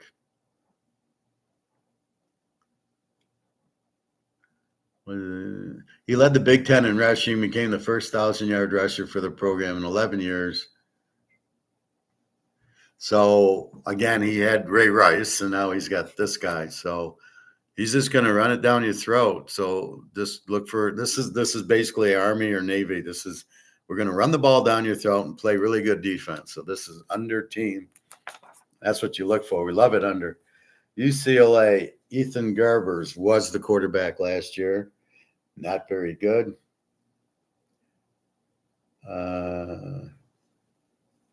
So you've lost your coach.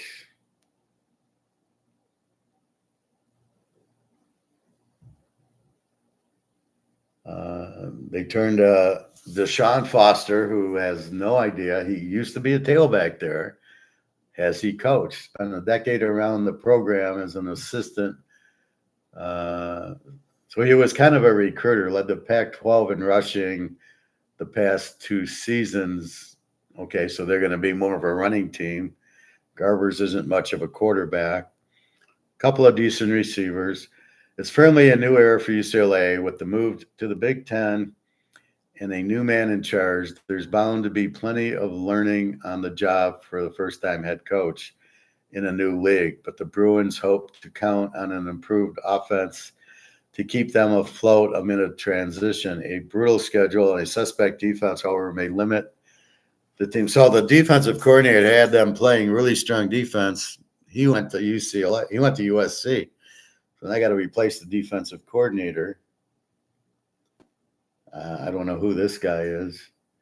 Akai Malu was promoted from DL coach to coordinator, while the system will mostly. So he's under the coordinator. Coordinator leaves, goes to USC, and they promote the defensive line coach to keep the consistency. They had a really good defense last year. All right. Okay, now they're playing at Hawaii the 31st, so I don't know what's going on. So we got Oregon playing Hawaii. We got UCLA playing Hawaii. UCLA, I do have I believe I have that one.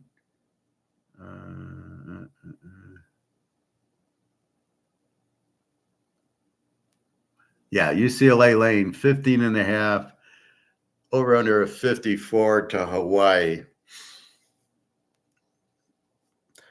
I don't know. It looks like an under. UCLA is going to pound the ball and still have the good defense. Hawaii has no defense. Maybe I take UCLA, lay the points. I feel a little bit better about UCLA. They'll be tough at home in these Big Ten games. So they open at Hawaii, then get Indiana, LSU. Holy fuck. LSU's playing USC and UCLA. What are they in the Big Ten or they're in the SEC?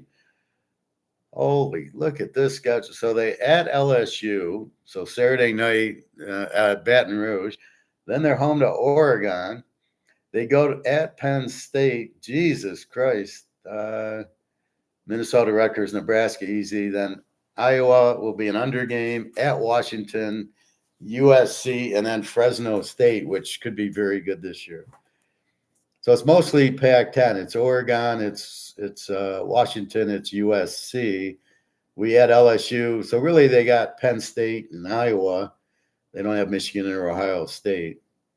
It's going to be tough, but they'll keep the defense. So they lose games like Utah and Oregon State and Washington State and Arizona, teams that were tough. They did beat USC 38-20 with the big defense. Where was Caleb in that game? That's my point on Caleb. Here's the biggest game he's got is the rivalry game and they lose 38, he gets 20 points. He got sacked like 10 times in the game.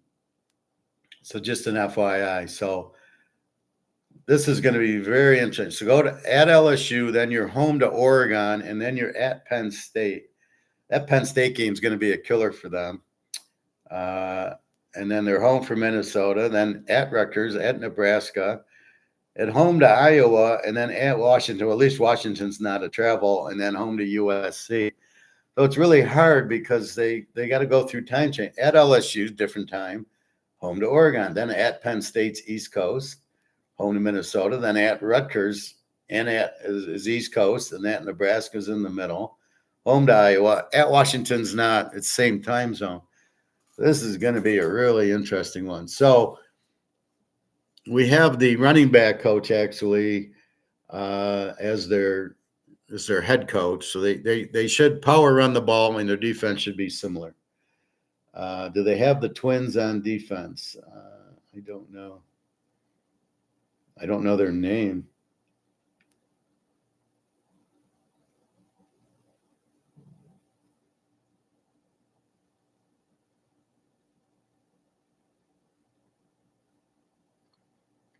Mm-hmm.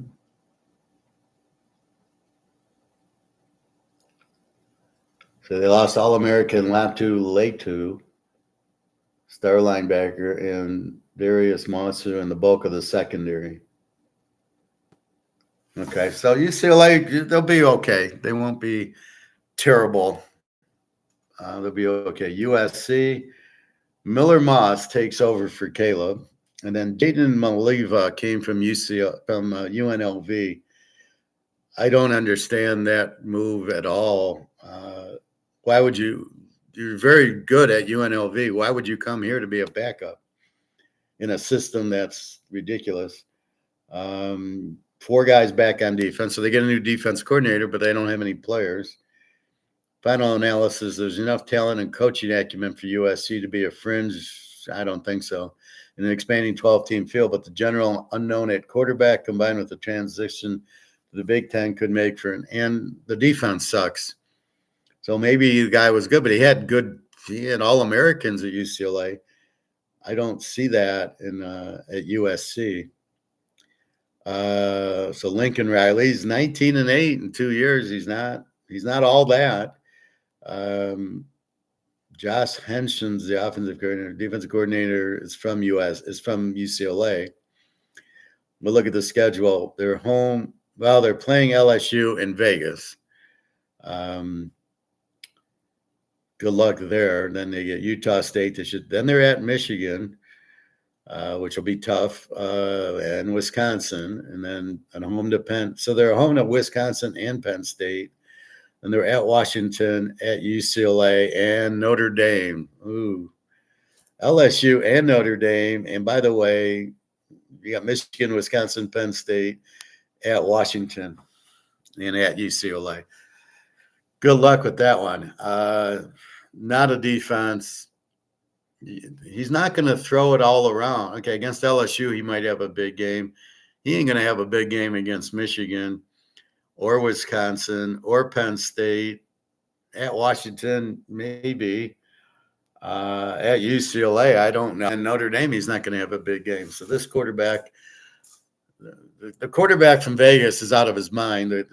This Miller Moss, I don't know.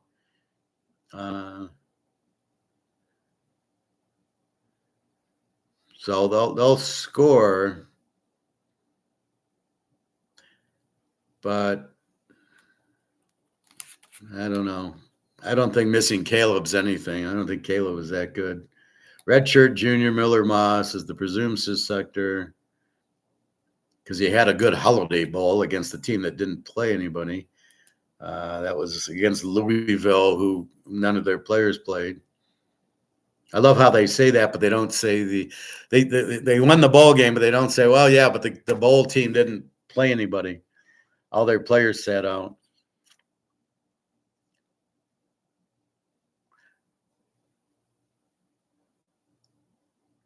Jaden Mayava is waiting in the wings after spurning Georgia and arriving via transfer. So he could have went to Georgia. I don't know what he's thinking there. You don't want to win a national title? Um,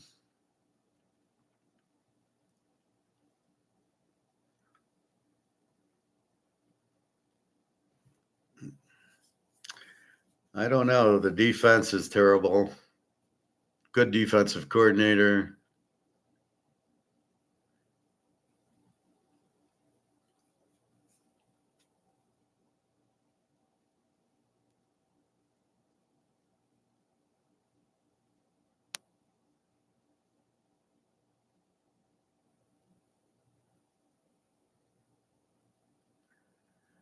See, they bring in all these coaches, but they don't have talent. So I don't know that USC is going to have.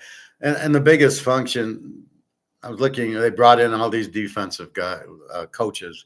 And the problem is you don't have talent. And the bigger problem is you have a passing offense that scores quickly and you don't rest your defense. This is USC's biggest problem.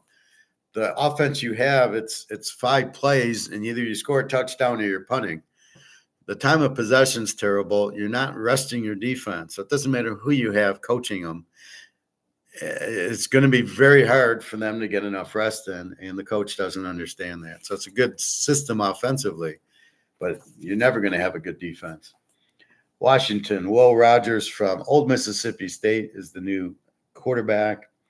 Although inexperienced, the Huskies have a talented team. Fish's coaching staff did an excellent job scheming to find success at Arizona. So if the Huskies were to win 8 or 9 games, despite the offseason use, it wouldn't come as a surprise. So they picked up the Arizona coach, who was excellent. They had a very good season last year. So there shouldn't be a big drop-off in this. Will Rogers, decent. You know, he's at least played for Old Mississippi State. That's not a problem.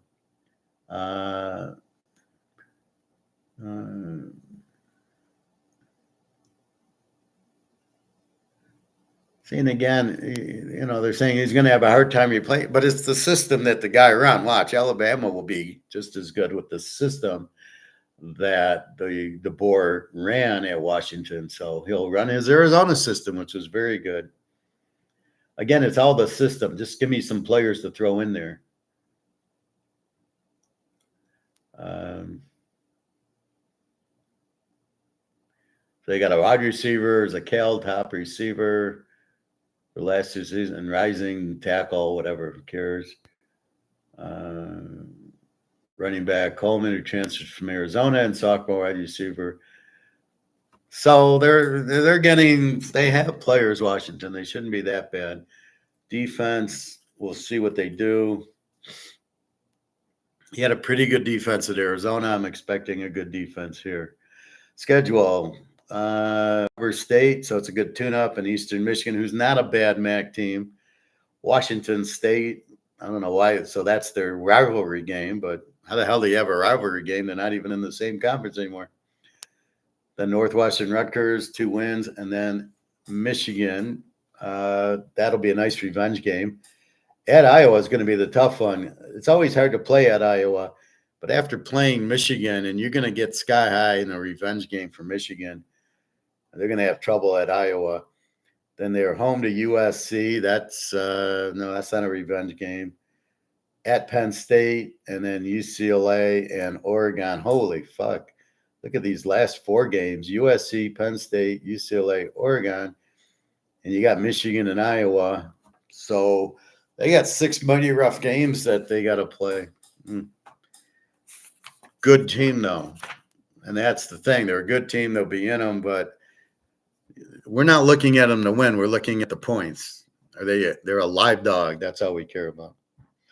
And our last is Tyler Van Dyke. We know he's all pro from Miami.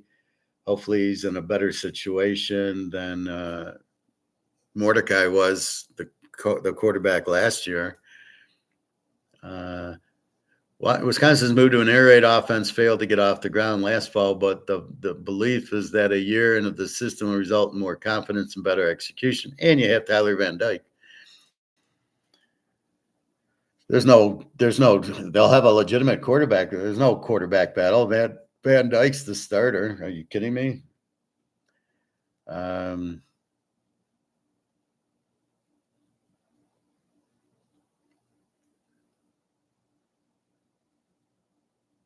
Wisconsin will try to replace NFL-bound running back Braylon Allen, injuries, and okay. If the Badgers struggle to score against the bottom half of the Big Ten again, there will be calls to pull the plug on the air raid. Wisconsin isn't deep on the lines, but should be able to rotate a good number of players on defense and be impactful with Tressel's creative blitz packages. However, with a schedule that features Alabama, oh my God, in Big Ten, Iowa, Penn State, Oregon, USC, it's difficult to imagine a great season. Why are they playing Alabama? That's the 14th. So they go Alabama, then at USC, then Purdue, Rutgers, Northwestern. Then they get Penn State and at Iowa, and then at home to Oregon. And that's it. So they got 5 tough games. So Western Michigan, they're going to really pound them because they have to win that game. But it's new getting the things. Now, who is their defensive coordinator? Mike Tressel. So that must be Tressel's son from Ohio State, who was a really good coach. So look for, and with Fickle, they'll have a good defense. They'll probably be more of an under, but they're trying to run the air raid. So we'll see with Van Dyke. Hopefully he lights it up. Does he have receivers? He's got 2 receivers back. They should be okay. That's your Big 18. We'll call it the Big 10, but we know it ain't the Big 10. It's the Big 18. So I think one conference a conference a day keeps the doctor away, I think is appropriate here. And that's really what you're looking for, the quarterback, the defense, and then you got all the changes. So you have to analyze the changes the best you can. I can do it better than most because I know what I'm looking for. So that's my point. Like I know the Arizona had a good coach last year, and now they go to Washington. Well, Washington will probably be good. UCLA might not be as bad as I thought. Losing Chip Kelly. The new coach was the running backs coach for UCLA, so he knows the offense. I'm sure he'll be okay. Their defense, who I thought was going to be in trouble, has the defensive line coach running the defense. Okay, that he'll keep the same defense. Okay, that's what you kind of look for. I kind of have a feel if the coach is good or sucks. And then quarterback, yeah, Van Dyke's great. He'll be at Wisconsin. Good move. Not too worried about that. Penn State should be okay. See, now, what reading this superficially, you think, oh, fuck, Washington's going to be bad. UCLA is going to be bad. But then you look at it and you go, wait a minute. The Arizona coach is now the Washington coach. He's very good. The UCLA coach are guys that were there, so that shouldn't be too bad. The Michigan State coach is the Oregon State coach, who is very good. So if you have a good coach, the team should be better. So that's where I'm looking at it. All right, I'm going to finish with this gold thing I found, and I want to rip it apart. It's a bunch of bullshit, so let's go through that.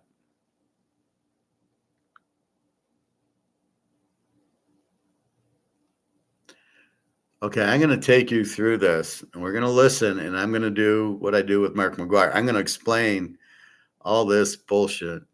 All right, this is brics shock dollar by switching to gold reserve, but the video isn't really about that. So again, the U.S. dollar was backed by gold, adhering to the Bretton Woods system established in 1944. Which fixed the dollar to gold at $35 per ounce. However, in 1971, President Richard Nixon ended this convertibility due to increasing economic pressures, including a trade deficit, inflation, and depleting gold reserves. This move, known as the Nixon shock, effectively transitioned the U.S. dollar to a fiat currency not backed by physical gold. Nevertheless, the U.S. has maintained significant gold reserves since then. Recently, there has been a global trend of increasing gold reserves as countries seek to diversify away from reliance on the U.S. dollar. Okay, first of all, the U.S. has no gold reserves. We do not have 8,000 tons of our gold reserves. If we have any, they're not ours. We don't own them. So that'd be like me selling this to Luke, but I still have it, but it's Luke's. So I can say I have it, but I really don't. It's Luke's. And that's what the US, they have the gold, but it's not theirs, it's China's. So they don't have significant gold reserves. And the other countries are getting the gold reserves because they're going on BRICS with the gold backed currency and they want to get out of the dollar before it collapses. They can see it like we can see it. I need to get out of the dollar. It's collapsing. And the only thing I can get into is gold. What he should have said. This shift is partly driven by concerns over dollar stability and geopolitical tensions. BRICS blocs, and particularly China, India, and Russia, have notably increased their gold holdings. This in addition to their de-dollarization efforts. This trend impacts gold prices, often pushing them higher as demand increases. Gold's value typically rises during periods of economic uncertainty and high inflation, as investors and central banks alike turn to it as a stable store of value. Okay, that's wrong too. How do we get gold prices? Oh yeah, COMEX, the derivatives. It's got nothing to do with central banks buying it. It's got nothing to do with tensions and wars. If it did, it would be way higher. But there's only one way the gold price is done. It's by derivatives. It's COMEX that controls the price of gold. Period. That's the bottom line, Mr. Stone Cold. There is none of the rest of that is bullshit. So this guy's a Keynesian. He's talking out of his ass. He doesn't know what he's saying. He's saying what he thinks is going on, but he doesn't know what's going on. That's why I'm ripping this apart. Because you hear what everybody thinks is going on, and you can hear the false story that's being said. Oh, it's because of the uncertainty and the federal and the central banks are buying gold. That's what pushes the price up. No, it doesn't. It's the fucking derivatives. That's what COMEX is. It's Eddie Murphy buying put and call options. That's how the price moves. It's paper gold. They're buying physical gold. How can that fucking move the paper price up? So again, this is a guy that does not understand what COMEX is or how the price works. It has nothing to do with physical. It is all derivative paper gold. So you sit there, you just, how stupid is this guy? And he's doing this as fast PO. Here's my comment on this video.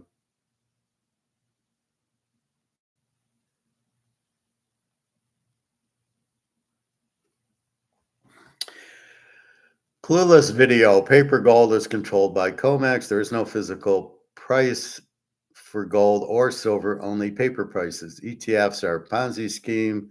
Avoid. BRICS are all buying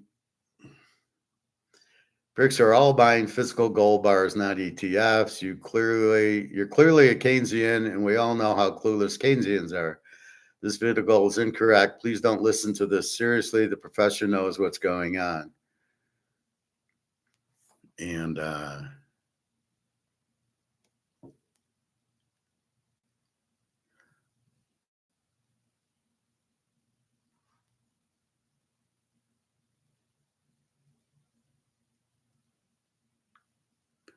right, let's go. The relationship between gold prices and the US dollar remains significant, with gold often seen as a hedge against dollar volatility.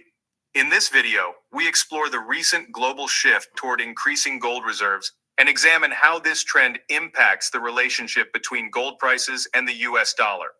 We delve into the reasons behind various countries' moves to diversify their reserves away from the US dollar. Additionally, we analyze how gold prices typically respond to fluctuations in the US dollar. Avoid these foods to lose weight. This is a metabolism killer.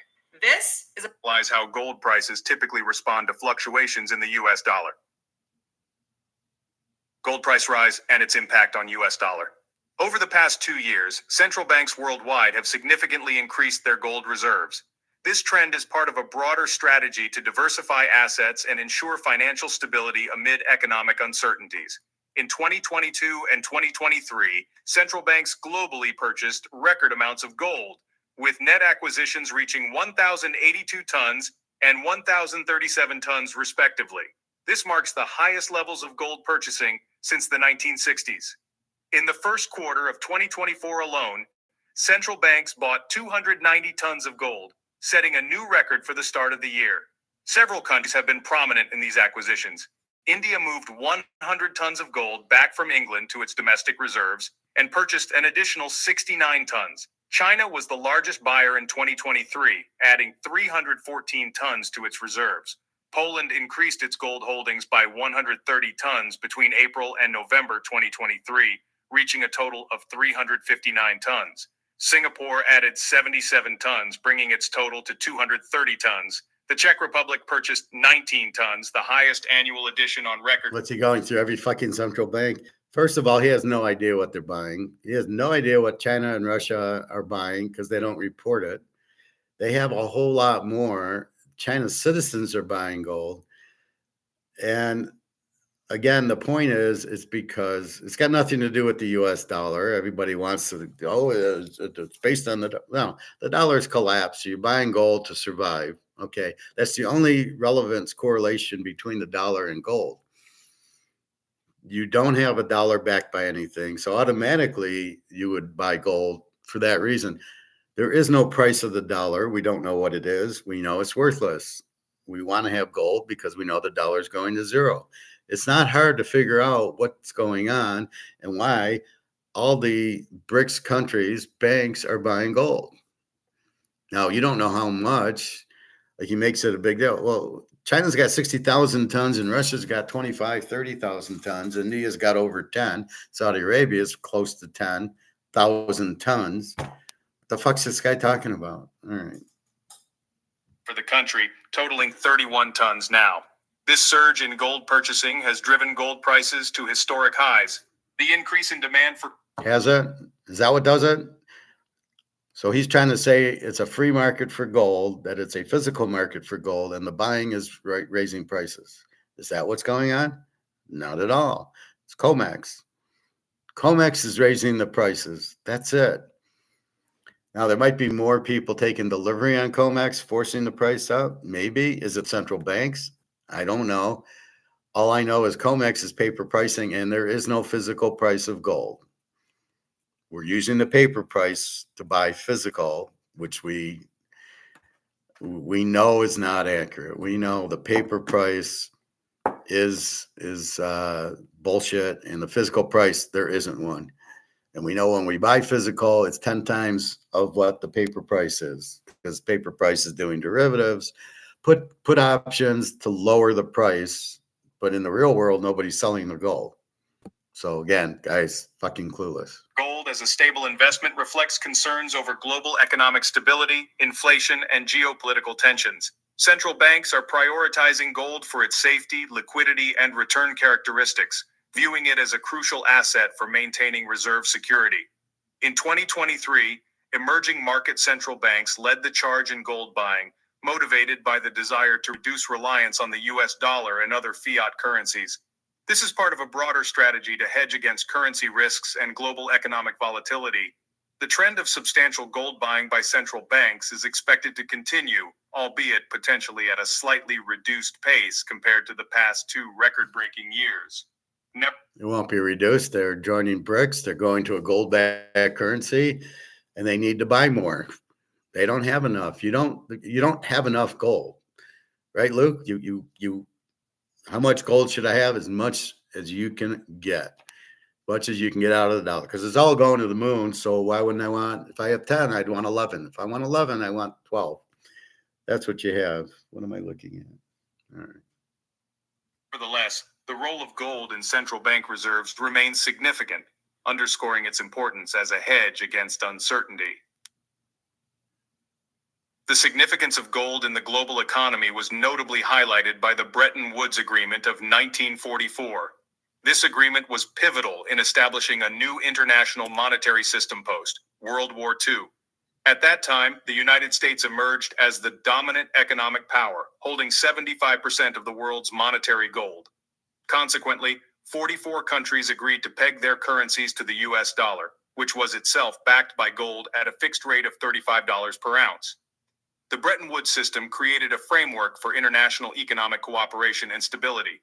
It led to the establishment of key financial institutions, including the International Monetary Fund and the World Bank, which continue to play crucial roles in global finance. The agreement which are both run by the mafia and are totally illegal. And JP Morgan, it's all bullshit. It's all made off and controlled, and the whole thing needs to be blown up. aimed to avoid the economic pitfalls of the interwar period, such as competitive devaluations and trade barriers, by ensuring stable exchange rates and promoting economic growth. Under the Bretton Woods system, the US dollar's role as a global reserve currency was solidified, facilitating international trade and economic stability. This system remained in place until 1971, when the US ended the convertibility of the dollar to gold, transitioning to the modern era of floating exchange rates. Let's take a quick pause. Could you do us a favor? If you enjoy our content, please hit the like button. To help even more, leave your thoughts and feedback in the comments. To show even more support for our activities, please watch the entire video. We really appreciate it. Your engagement helps us grow. Thank Fuck you. off. At Mint Mobile, we Do I ever say that? of what Do big I ever brands say, does. please like my We charge a video lot. or please subscribe?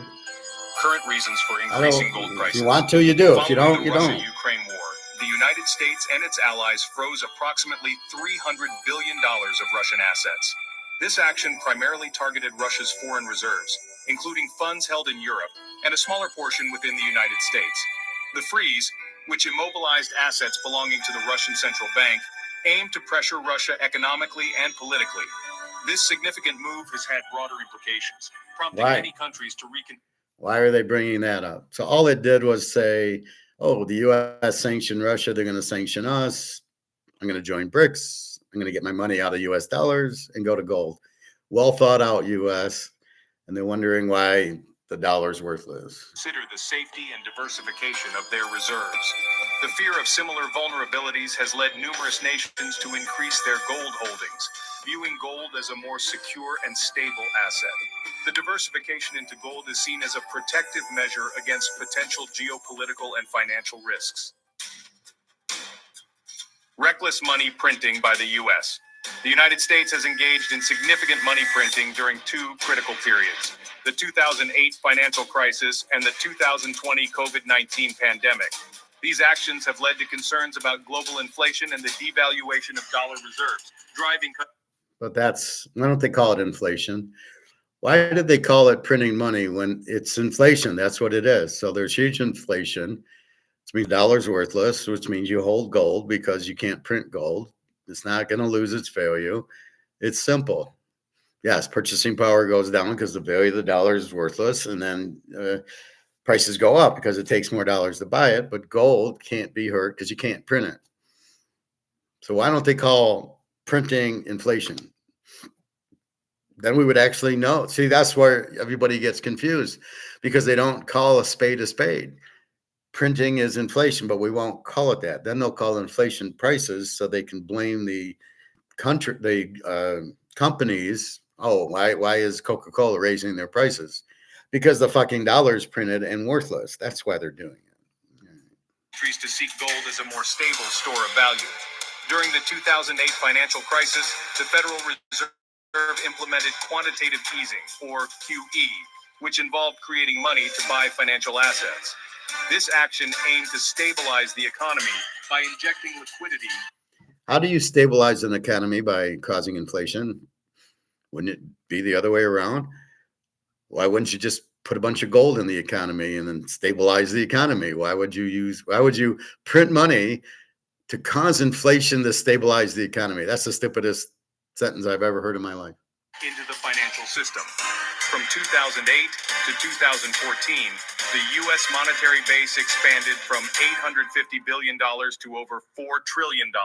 However, that's the inflation.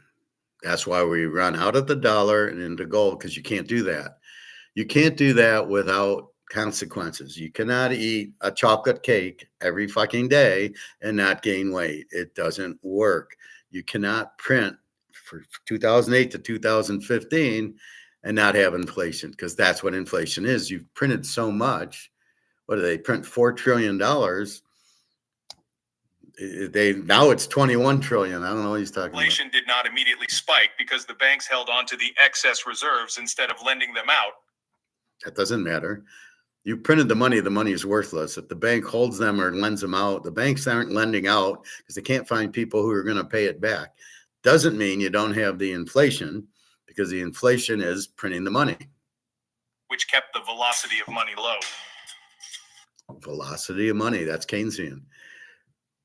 What the fuck's he talking about? Velocity of money. I mean, what is that? I go to the grocery store, I use my credit card. Does that make the inflation go up or down? It's the stupidest thing. In response to the COVID-19 pandemic, the U.S. government launched several relief packages, including the $1.9 trillion American Rescue Plan. This led to an unprecedented increase in the money supply. Between 2019 and 2021, the money supply, measured by M2, increased by 19% and 16% respectively. The rapid expansion of the money supply, coupled with supply chain disruption. Well, why doesn't he say how much? He says 19% and 16%. What is that? Oh, you mean $10 trillion? Why don't you fucking say $10 trillion? What are you saying? Percentages that don't mean anything to us, right? Okay. And increased demand for goods led to a significant rise in inflation. The inflation rate. Supply chain, he said supply chain just before I paused it, does not affect inflation. It affects prices, but we know prices are not inflation. Money printing is inflation. The devaluation of dollars not worth as much is the effect of printing the money. The prices have nothing to do with inflation. It's only because the money is worth less. Do I need? That's why I do the prices if and only if the market will allow it. So I can only make Coke $3 a bottle, but if nobody in the market wants to pay me for it, I can't raise the price. So I don't. What does supply chain have to do with the price of tea or China? That's got nothing to do with inflation. It might raise prices because you're lowering supply. So if all of a sudden you don't have any wood, the price of wood goes up because the demand for wood to make a house is higher and you have less wood. It has nothing to do with inflation. But that's the free market supply and demand. That's my point. It's not inflation, but they'll call it inflation. Which had been relatively stable for decades, surged to a 40-year high, reaching 9.1% in June 2022. The Federal Reserve responded by raising interest rates to combat the inflationary pressures, but the extensive monetary expansion had already set the stage for prolonged inflation. All right. First of all, you can't measure inflation by percent. So he's saying, oh, inflation was 9%. No, it wasn't. You have no fucking idea what inflation was. There is no way to come up. As I read you, what Pepsi went from a dime to $2.50 from 71. Bread went from 15 cents to $3. Wendy's went from a hamburger 55 cents to $5. Silver went from $1.50 to $30. Gold went from 37 to 23.50. Paper, a house went from 25,000 to roughly 500,000. A regular house. How the fuck do you measure percentage there? They're all different. So what do you throw them all together and then come up with a increase? Why are you using year over year? What does that mean? That doesn't mean anything. Well, Coke was $2 and now it's $3, so that's inflation. But you know what? It stayed at $3, so inflation's down because the Coke that was $1.50 is now $3. And wait, it was $3 last year. It's $3 this year, so there's no inflation. And you want us to believe that and buy that shit? It was $1.53, but you know what? None of that has anything to do with inflation. It's prices. We don't give a fuck about that. Inflation is you've printed $20 trillion and they're not worth anything because they're not backed by gold and they're printed. That's the simple premise that people are just avoiding. And then I'll hear, in 10 years that'll be 50 or 60 or 70 trillion dollars. And you're like, the money ain't going to be here in 2 years. This money is gone. It's valueless. And they don't understand that simple concept. If you print it to death, it goes to zero. As the Romans and the Spanish and the Amsterdam guys and the French and the English, as you print your money and you get rid of the gold, it collapses. The Roman Empire went away, and if that went away, anything can go away. So I don't want to hear in 10 years, this dollar ain't going to be around in 2 years, right? It's ending. Be glad you can still buy gold and silver with it, but get the hell out of it. Get out of the banks, get out of Wall Street, get out of all the Ponzi schemes. Okay. These actions by the U.S. have led many countries to diversify their reserves into gold to mitigate similar vulnerabilities and preserve value. So today is our first day of homeschooling. Yeah, everybody my daughter will be needs going in these To mitigate commercials. similar vulnerabilities and preserve value. High demand for gold among BRICS nations. Both Indian and Chinese consumers have shown significant demand for gold, driven by cultural, economic, and market factors. In India, gold holds deep cultural significance, being integral to weddings, festivals, and as a form of saving. Despite high prices, the demand for gold remains robust, though it can fluctuate with economic conditions. For example, during the first quarter of 2024, high gold prices and the upcoming general elections tempered demand somewhat. However, traditional... Oh, you mean the COMEX controlled the price? The derivatives controlled the price? I mean, this is why I get mad at this idiot. Okay, first he says BRICS shock dollar by switching to gold reserves, but he hasn't mentioned that yet. We're 9 minutes into the video. That's 13 minutes. He's not mentioned the BRICS gold-backed currency. He says the BRICS countries have, and their central banks have bought gold. He doesn't understand the gold price is paper and it's derivative driven. India is always buying gold because for weddings, you get gold jewelry for the whole family. China is because they're selling the citizens to get in their savings account. And he doesn't say they have 60,000 tons. Oops, I guess he doesn't know. All the BRICS countries to join BRICS for the gold-backed currency have to buy gold. Why is that such a hard concept for this idiot? All right. Events like Akshaya Tritiya, considered an auspicious time to buy gold, are expected to see a surge in purchases. Additionally, Indian investors have shown increased interest in gold ETFs, reflecting a growing appetite for tradable financial products and do not buy an ETF. It's paper gold. Do you not want paper gold? You only want physical. So when I hear this, I want to throw up. Again, you're running into a Ponzi scheme of Madoff with ETFs. You'll never get physical gold. And when the dollar goes out, you'll get fucked. And I don't want anybody to get fucked. So do not play with ETFs. diversification amid geopolitical tensions. In China, gold demand has been bolstered by economic factors such as a struggling real estate market and low returns from the stock market. Incorrect. Because the government is buying all the gold because they know the US dollar is going out. The housing market collapse has nothing to do with the gold. It has a little bit where they would buy houses to invest in, but now that that's crashed, they are buying gold. But they're buying gold because of the bank accounts. They know the dollar's going out, and their government is guaranteeing the gold price. So all these people have gold savings accounts, and that's what they're doing. So it's huge demand for gold. This has led many Chinese investors to turn to gold as a safer investment. In January 2024, gold withdrawals from the Shanghai Gold Exchange reached a record high, driven by robust retail and institutional demand. The Chinese New Year also traditionally boosts gold purchases, contributing to the strong demand. Moreover, Chinese investors have been investing heavily in gold ETFs, indicating a preference for gold amid economic uncertainties. Russian consumer demand for gold has remained resilient, despite the economic challenges and geopolitical tensions in recent years. In 2023, Russian gold demand was bolstered by both domestic consumption and significant exports to China.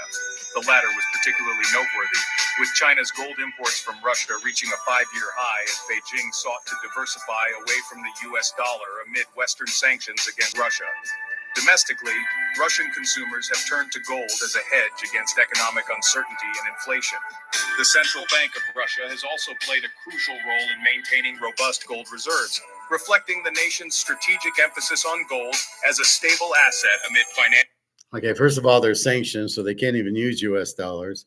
Secondly, Putin's smart enough to realize you can't print gold and he realizes the US dollar is worthless. So they're buying gold as the only alternative. Oh, well, I guess the guy forgot to make that comment. Instability. In the first quarter of 2024, Russia's gold market continued to show strong performance. High gold prices contributed to an increase in recycling activities, and overall demand aligned with the 10-year quarterly average. This resilience is partly due to the continued economic sanctions, which have made gold an attractive investment for both the Russian government and private consumers looking for stability and security. Investor sentiment. Gold prices typically rise during stock market downturns and periods of high inflation, as investors seek to preserve their wealth. This trend is driven by gold's reputation as a safe haven asset. During market volatility, investors flock to gold. For instance, the 2008 financial crisis and the 2020 COVID-19 pandemic both saw significant increases in gold purchases as stock markets plummeted. Inflation erodes purchasing power, making gold more attractive. Recent government spending and monetary stimulus have heightened inflation fears, leading to a surge in gold investment. And the fact that the COMEX controls the prices, he keeps not kind of understanding. Basically, the dollar's going to zero, and the only alternative is gold. But it's a little too much for him to explain. In 2008, you can't even use it because it's paper gold, and you can't use COVID because it's paper gold, and the prices aren't anywhere near where they should be. Yeah, it's hard to listen to somebody so stupid. He kind of gets that gold. He keeps running around in circles. You have inflation. You've printed money. It's worthless. Your only option is gold because they can't print it. So in 30 seconds, he could say this whole video, or I could say it. The U.S. experienced a notable rise in inflation, with the CPI reaching 9.1% in June 2020. Really? Oh, now we're going to go to prices are inflationary? Really? Oh my God. He doesn't get that it's the printing of the money is the inflation. Well, prices rose, so that's inflation. No, it's not inflation. Fuck. It's the effect of inflation, but it ain't the inflation. The highest in 40 years, driving up gold prices. This pattern continues with gold prices hitting new highs in early 2024. The LBMA gold price averaged a record $2,070 per ounce in the first quarter, reflecting strong demand amid geopolitical tensions and economic. Strong demand. And where does strong demand come into COMEX? It doesn't. It's derivatives. Again, what is he talking about? So if you didn't listen, if you didn't have somebody who's explaining this to you, you might actually think that's what's happening. Oh, it's strong demand. No, it's COMEX. COMEX derivatives are the price. So it doesn't matter what it is. They're just fucking around with you with the COMEX, with the options. That's it. Eddie Murphy, I'm going to sell it. I'll buy at 29. I'll sell at 142. Rising prices are controlled by the market, and it's got nothing to do with inflation. Unbelievable. Stability. In summary, as the US dollar loses its dominance and role in the global market, gold becomes increasingly important and reliable. More than 30 countries have significantly shifted away from trading in dollars, driving a greater move toward gold. This trend suggests that gold prices are likely to rise over the coming years. As nations seek stability amid economic uncertainty, the demand for gold as a safe haven asset continues to grow, reinforcing its value in the international financial system. This shift highlights the evolving dynamics of global trade and currency preferences, with gold playing a central role in maintaining economic stability. That's all for this video. Good, thank God. So this is the Keynesian view of gold. This is somebody who's fucking idiot, doesn't understand anything about it. I don't know why. It's such a simple concept. You print 20 trillion of these and you have another 130 trillion outside. With the petrodollar going down, this is worthless. So if my money so I got 200 grand in the bank and it's worthless, I'm fucked. Not if you get rid of the dollar and buy gold. the gold will keep its value because you can't print it. All the bullshit about rising prices is bullshit about supply chain problems. It's all bull. That's just supply chain problems. It's got nothing to do with inflation. It's supply chain. It's not. It's they make it more complicated and more confusing than it needs to be. And then the average Joe has no idea. Oh, if prices go up, that's inflation. No, you printed the fucking money to death. You can't just keep printing and not have it hurt the value of the dollar, but you're killing the dollar itself. So you go into gold because the dollar's worthless. But he can't understand that concept that the dollar's worthless. Well, people are going into brics and they're buying gold. Well, just for the hell of it. There's a war. That's got nothing to do with it. We're into gold because the dollar is worthless. They printed it to zero. That's why we're in gold. But it is an asset. We're also in Mickey Mantle cards. That's also an asset that will hold its value as the dollar goes to shit. But you're in gold because there's no other option. Well, the Mantle cards, I guess, Picasso, but harder to get rid of. So we'll go to gold and silver because the dollar doesn't have a value and it's going to zero because they print the fuck out of it. So in a sense, I can do the video in about 30 seconds with what I just told you. So you're into gold because the dollar has no value. It's not a secret. All the central banks in the fucking world realize this. All the BRICS countries are going on a BRICS gold-backed currency. It's in his BRICS shock dollar by switching to gold reserve. But he didn't, that's what he's alluding to, but he never talks about it. He never talks about the gold-backed currency blowing up the US dollar, switching to gold reserve. So really what he's talking about is the central banks are getting rid of dollars to buy gold. But does he even really say that? No. He says they're buying it. Well, it's tensions and they don't want to get sanctioned and all this stuff. Maybe, okay, part of it, but everybody in India because they have a wedding and they give gold. If you want to marry the girl, you're giving gold to the family, so you better buy some. Russia's doing it because they're sanctioned and their ruble is worthless and the dollar's worthless, so they want gold because they understand that gold can't lose its value because you can't inflate it by printing it. Inflation is printing the dollar or printing the baseball card or printing anything, making there's more available hurts the value of whatever the asset. So because you can't print gold, you always should have had gold. Since we got taken off in 1971 by idiot Nixon, who just ruined the whole country, you should have been buying gold back then. I mean, that's the clearest signal is what's your dollar backed by? Oh, nothing. Oh, okay, go buy gold. And then they try to control the price. I mean, what kind of fucked up thing is that? Oh, we'll do derivatives and, we'll have COMEX do derivatives to control the price. But it's not really made to buy the gold from COMEX. So anyway, you've got a bunch of idiots out there. So we take advantage. We go to the coin store and we get $640 for a quarter ounce of gold. It should be 10,000. Okay, fine. Thank you very much. I'll put it away and wait for the price to go up. And with Russia and China holding all the gold, we forgot to mention China has 60,000 tons. Russia has 25, 30. India with 10. Saudi Arabia with 10. He says, they got the central banks bought 70 tons or 100 tons or whatever. You think they tell you what they bought? Do you think it's all reported? Really? Oh, well, you're fucked up. China doesn't tell you shit about what they buy.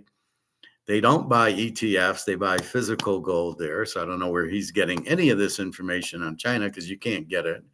And Russia, they're not buying ETFs. They're buying physical gold and putting it in Putin's swimming pool where there's 25 to 30,000 tons there. That's what these countries are doing, and they're buying massive amounts of gold because they know it's a no-brainer. They know the 2,300 is a bullshit price, just like we know it. Oh, the guy forgot to mention the COMEX bullshit price, the physical price, the paper price. Oh, it slipped his mind. And then he measures velocity. Well, that's a Keynesian word right off the top. So we know he's a Keynesian. And we know he doesn't want to really tell you the truth about gold because he doesn't want you to buy it. Because the government wants you in dollars so they can watch you go broke and try to sell you some other bullshit at the bank because you're broke now. You need the government. That's their whole little scheme. Thank you, JP Morgan. And anyway, so I thought I was watching a video on BRICS with the gold backed currency, shock dollar by switching to gold reserve. No, whoops. No, it's a misleading title. It had nothing to do with anything and nothing that was accurate or that we don't already know. And that's why I'm getting frustrated with a lot of these videos. You're not telling me anything I don't need to know, except for Mark McGuire telling me about BRICS gold backed currency in October. Okay, that I need to know. That's why I watch it. You're telling me what? Oh, there's prices are up. So inflation's 9%. Yeah. Okay. No, inflation's about 20, 30%. If you can even measure it as a percentage, which you can't. It's not a price mechanism. And why would it be year over year? Why don't you do a 5-year over year? What was the price of Coca-Cola in 2000 or 20,000 in 2020? 99 cents. What's it now? Oh, it's $3. That's your inflation, not year versus year. You can't measure.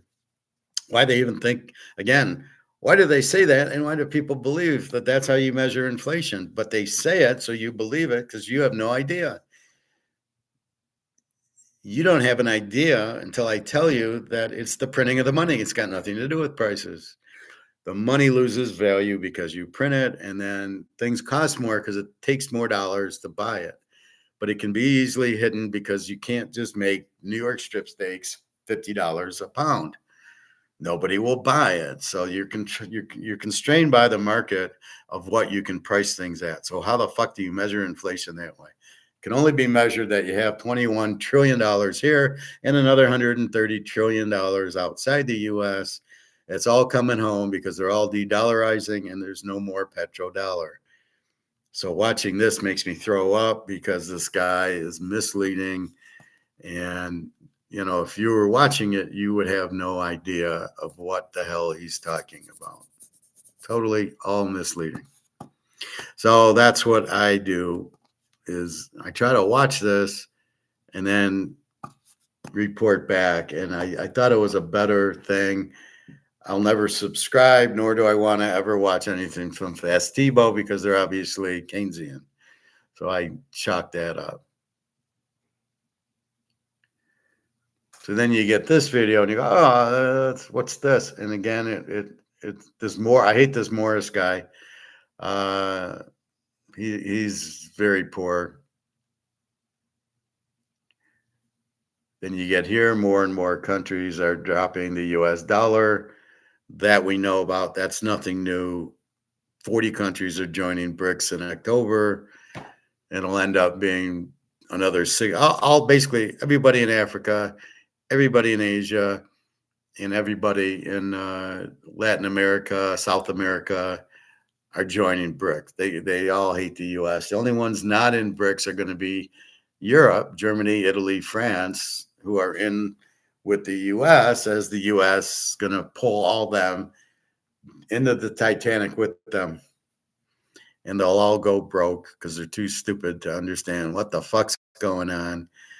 Why are the UK, who knows about economics with Alligator and Mark McGuire, why are they being fooled? Why are they not having any gold?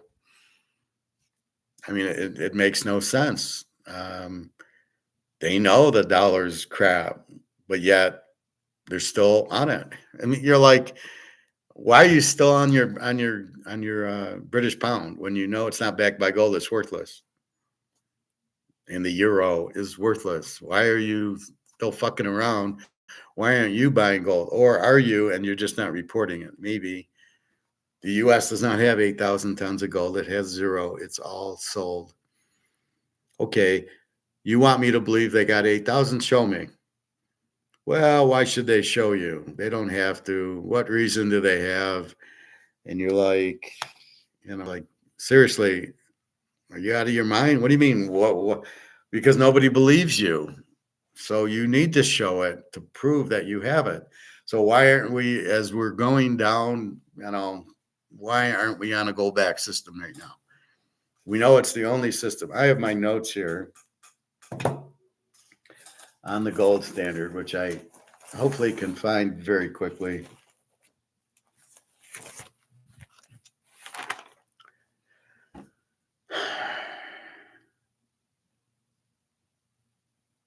Between 1815 and 1914, all the countries in the world went on the gold standard, and it was the most prosperous time in the history of life for the productivity of the world.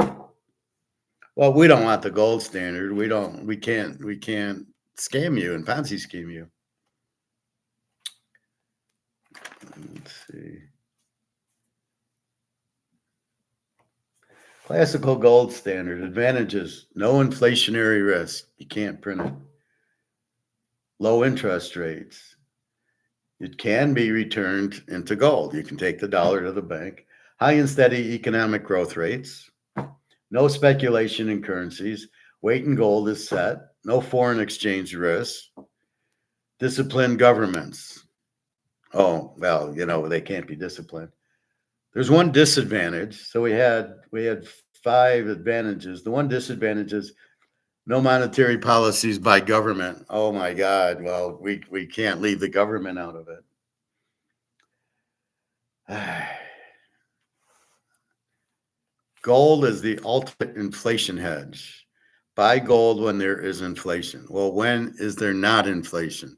Because inflation, as we know, is the printing of the money. So if you don't have your money backed by gold, it's always inflation. So you could have bought this in 1971, and you'd have made a fortune.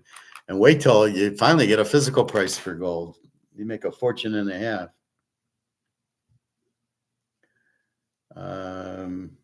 Where's that one comment I want to read?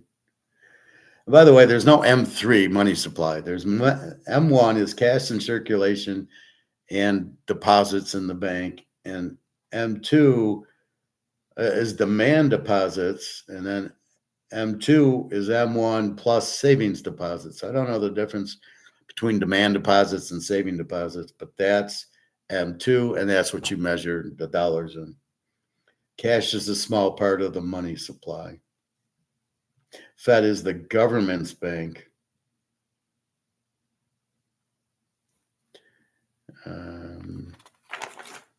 Where's that?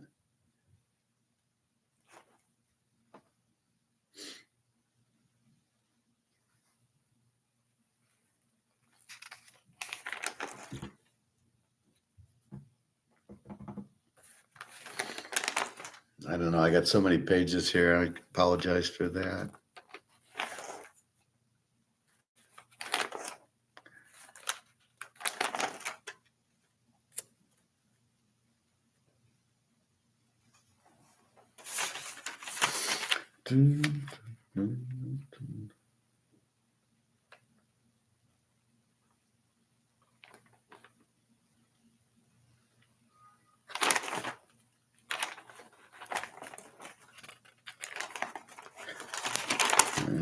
Okay, I'm just looking at my notes because there's that one section on how successful the world was. Well, I kind of said it. So basically, under the gold standard, it's highly productive. It's highly beneficial for the whole world. And we can see the nightmare about to happen with no gold standard, with the dollars being printed to death by George Soros and the mafia sticking it in their pocket, thinking, hey, that's fine. We can print as much gold as we can print as many dollars as we want. It'll have no impact because we're the reserve currency. We can just keep printing and printing. No, you can't keep printing and printing.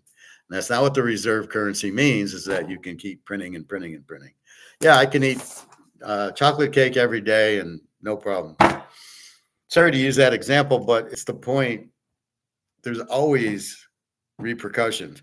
You cannot just keep printing and printing and printing and thinking it will have no effect. And then when they say that, they don't explain it, right? So when the MMT guys like Rickards and these other idiots, Bernie Sanders woman, say it, they don't explain it. What do you mean there's no effect? How can there be no effect? Of course there's an effect, but they won't tell you that. Anyway, so we'll cover a little bit more football tomorrow. I think we got to go through, we did the SEC and the Big Ten. I think we got to go to the Big 12 and kind of tie it up. Here's your baseball picks. St. Louis, 3 units. The Yankees over 8, 3 units. Philly, 7 units. Boston, 3 units. Pitt under 7.5, 5 units. The Mets over 8.5, 3 units. San Francisco over 7.5, 3 units. And Seattle over 7.5, 3 units. The last 2 are only because they're 7.5s. Don't love the pitchers. And they're 3 units because they could go either. The pitchers could shut you out or give up. So what I'm noticing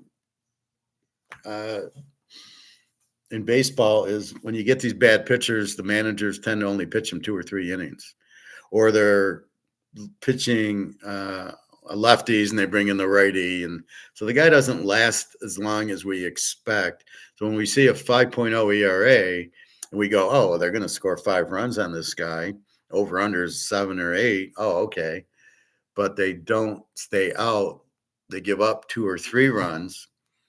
And then they pull them for the bullpen. And then for some reason, the guys can't hit the bullpen guys. You'll have some games where the bullpen guy, an inning 0, an inning 0, an inning 0, you use 5 pitchers and nobody can hit them. And I think a lot of that is the lefty righty thing, which I don't buy at all. A good hitter will hit. He hits the ball coming over the plate. I could hit the ball. I don't care if it's a righty or lefty. I told you my Pony Colt story where I hit a triple to the swimming pool. It was off a righty. I close my stance. He pitches it out. I smash it. I don't see the real big issue with it, right? It's the ball goes over the plate. You hit it. If it's a righty or lefty throwing it, has no bearing on it. It's like saying prices are inflationary, which is a bunch of bullshit. All right, so that's your baseball today. College football, we did Big Ten. Gold. Let's see. I'll try to find it, but so I got my notebook, but then pages kind of rip off because it's been 30 pages, so I got them in my file, so I don't know if I need to look in my folder or in my thing. Again, you're going to hear stagflation. It's high inflation and high unemployment. The Keynesians said that can't happen. You can't have high inflation and high unemployment. Well, they were wrong. They're wrong about a lot of stuff. Again, hyperinflation, the money supply increases, but the prices increase faster than the money supply. So you're printing, but the prices are going up. Expectations drive the system. It's the people being hyper that the prices are going up and they go and buy more and more. That's the problem.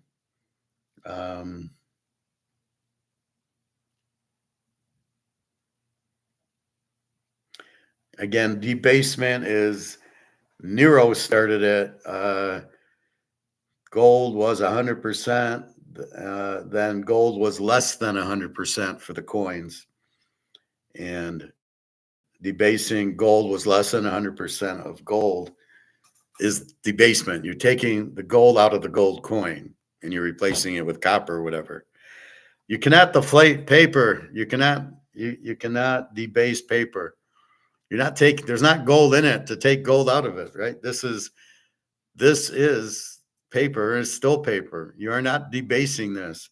Why? These morons keep wanting to say that you're debasing the money supply. You can only do it with a gold or silver coin and take the gold and silver out of it. That's debasement right here. Debasing. The Romans did it. 68 AD to 500 AD. How the fuck are we doing it now when we don't have any coins with gold in it except for this, but we're not taking the gold out of the gold coin? And how are we taking gold out of this? There isn't gold in it. What the fuck are these people talking about? Where is my thing? Well, I will certainly find it later. I can't find it right now.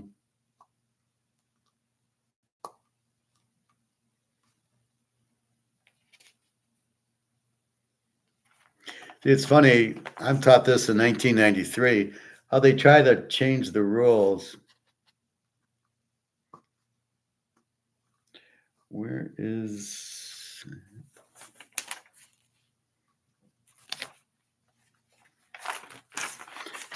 Here's the way the Constitution was set up in 1787. Outlaw tariffs between states, gold, taxes based on population and private property. Why are we not using the Constitution?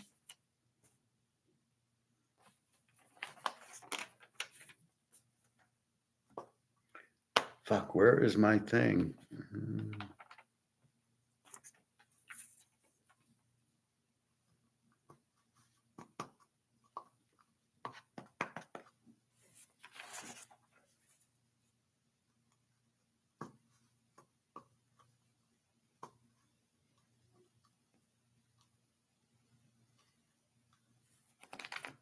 I saw something on money yesterday. Types of money. Here we go. It's not what I'm looking for, but I stumbled on it. It's a medium of exchange. It's simply something you get paid in instead of oranges, and then you go and pay your bills, and then you invest it, and you go eat and whatever. So it's the medium. It's the exchange of your time. You get dollars to pay you for your time, and then this is able to be used to pay your bills. That's what a money is. It's a medium of exchange. There used to be cows and grains, and then there was specie, which was gold or silver, which is actual currency. So gold coins is really money. Then we get the money substitute, which is what we have. It's the fiduciary money. It's produced by banks. It's the truth. You're accepting the truth word of honor that they will keep the money good. Yeah. Then fiat is let it be fiat money produced by the government, which is a bunch of crap. Where is that? Medium of exchange is what everybody wants. That's why Bitcoin doesn't work. That's why CBDCs don't work. It's the critical part is everybody must want it. And originally cows were the medium of exchange, if you can believe that. And this is going back quite a ways. Two values, exchange and use. Convenience developed by economics. Qualities of the medium of exchange. We've gone over this a lot. Portable, a little bit, does a lot of work. That's why you have this. This is portable. This you can put in your wallet, and it's worth $1 as opposed to carrying around this. Scarce. So again, it has to be scarce. And is our dollar scarce? No fucking way. Overabundance loses value. You keep printing the fucking thing. You've inflated it. It's worthless. That's where we are now. It's right there in black and white. It's got to be scarce. Divisible for small exchanges. Fungible. Everything is the same. It's replaceable. Acceptance. It must be accepted by everywhere. Bitcoin's not. The CBDC won't be. It's got to be durable, which it is. Value is most marketable commodity. That's what medium of exchange, that's the qualities of the medium of exchange. That's it. So what are we doing? It's not scarce anymore. This is not scarce, but this is.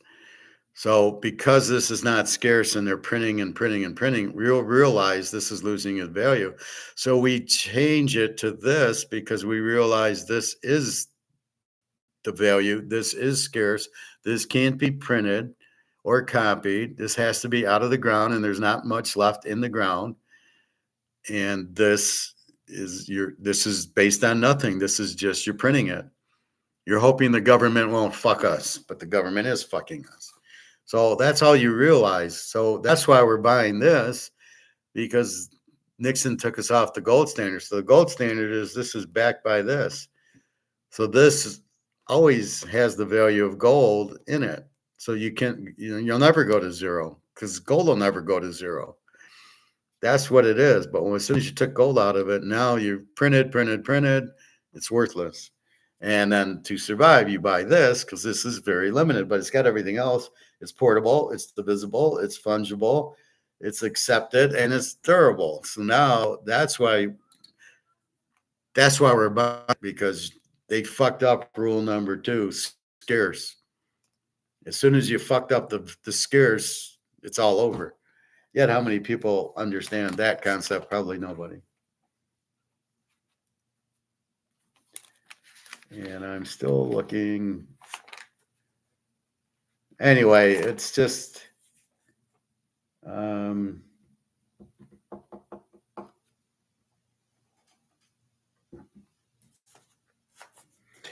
really what I'm just trying to say is when the world's on the gold standard, it's the best time to live. It's most productive. Everybody made the most money. There was no inflation. There was no unemployment, just a little, and manageable, let's say.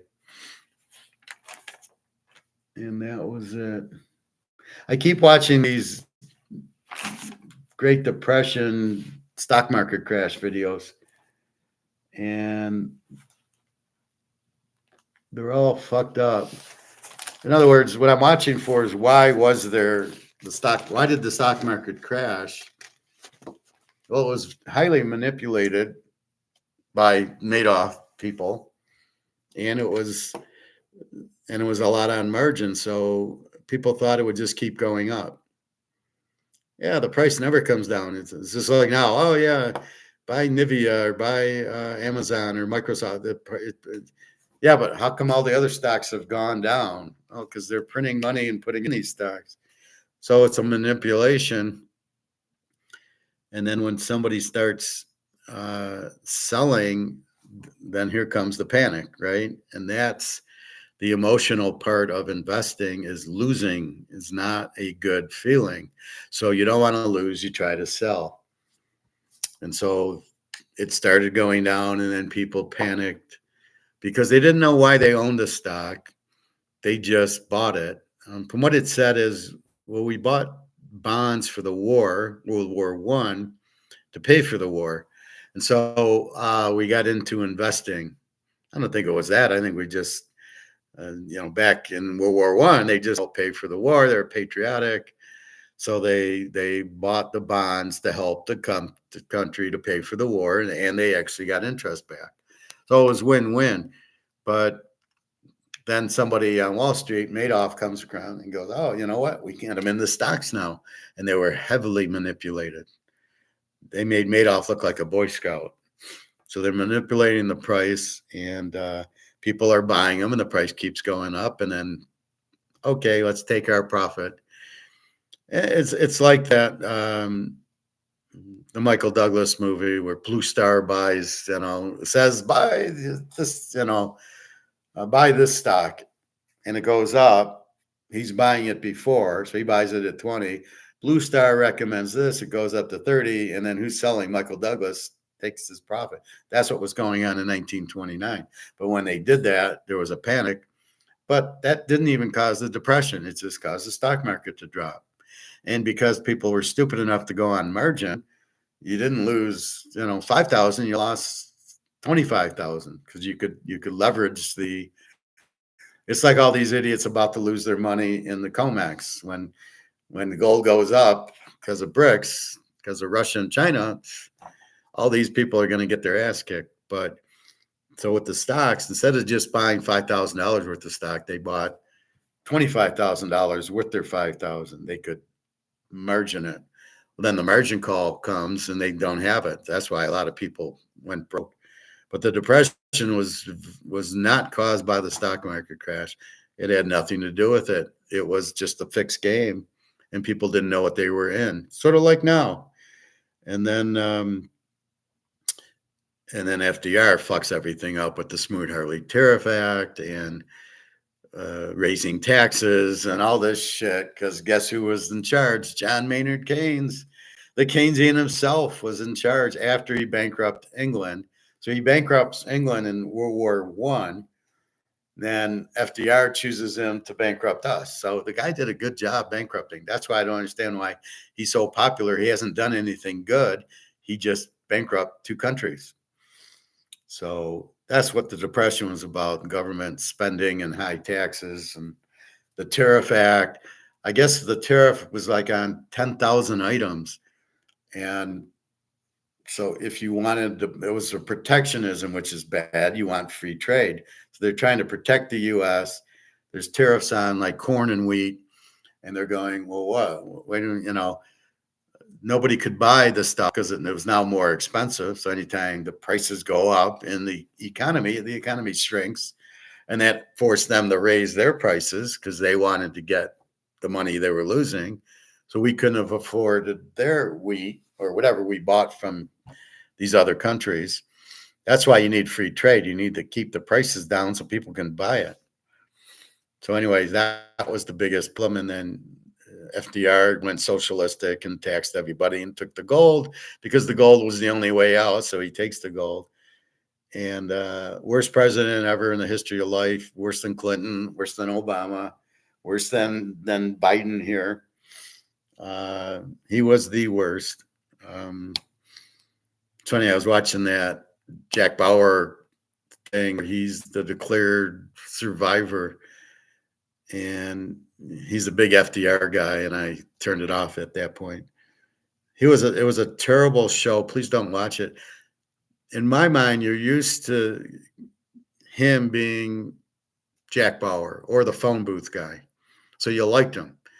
And then he switches roles, and I didn't like the role he switched. See, he doesn't understand. He made a comment like, oh, Americans like, like believe the movies. Well, isn't that the idea of the movies? Of course, if I don't believe it, I'm not going to watch it. So you got to make the movie believable.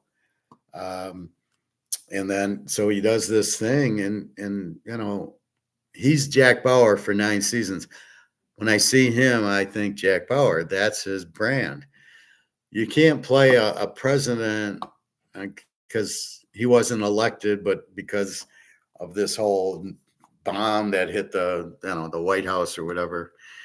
And he's the designated survivor, but he plays such a wimp.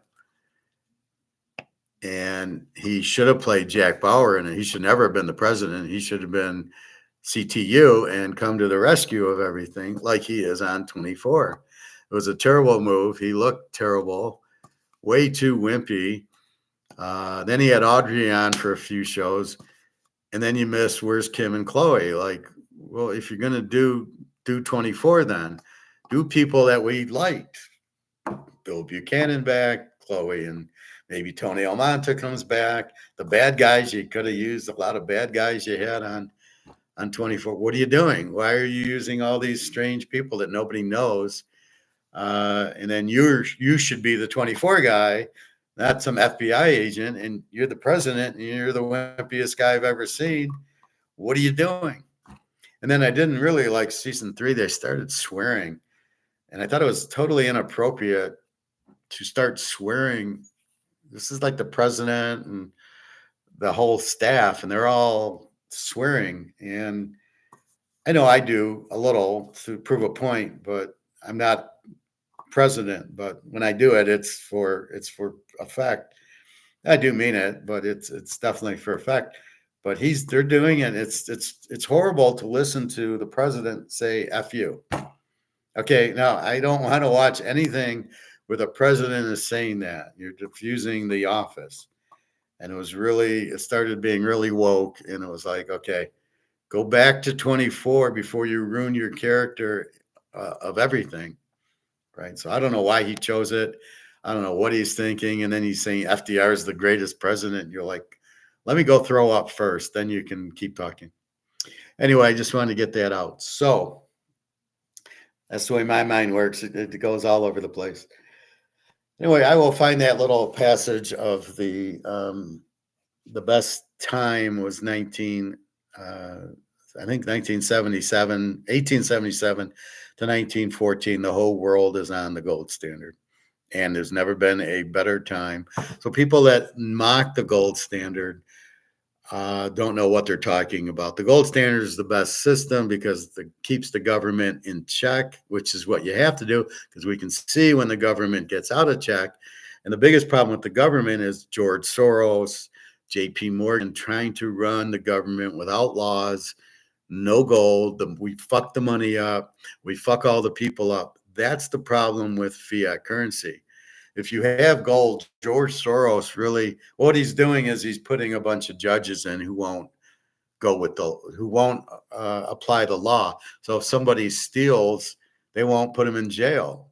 Well, then what kind of message does it say? Well, you can steal. Well, wait a minute. Then that's the law. You can't steal. Why are we not using the laws? And that's the biggest problem. So that's where I stand with it.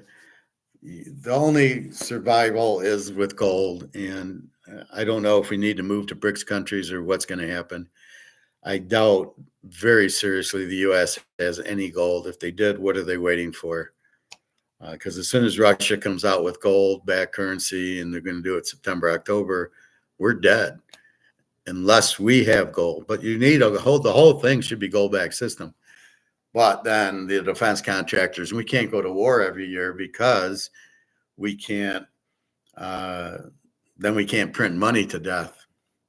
So I think what they'll do is they don't have gold. They'll come out with U.S. dollar #2, not backed by gold. It'll last 4 or 5 months, and people will realize this is no better than that. People have to realize this has got no value, and I don't think anybody does, except for you guys. And the more you print, the less it's worth, but people can't seem to understand it or ignore it. So this will be interesting. The election's coming up. I don't even know if there'll be one. Will it be fair? Will it be George Soros controlling the vote? Oh, 500 million people voted for Biden. Yeah. Oh, okay. Yeah, we'll believe that.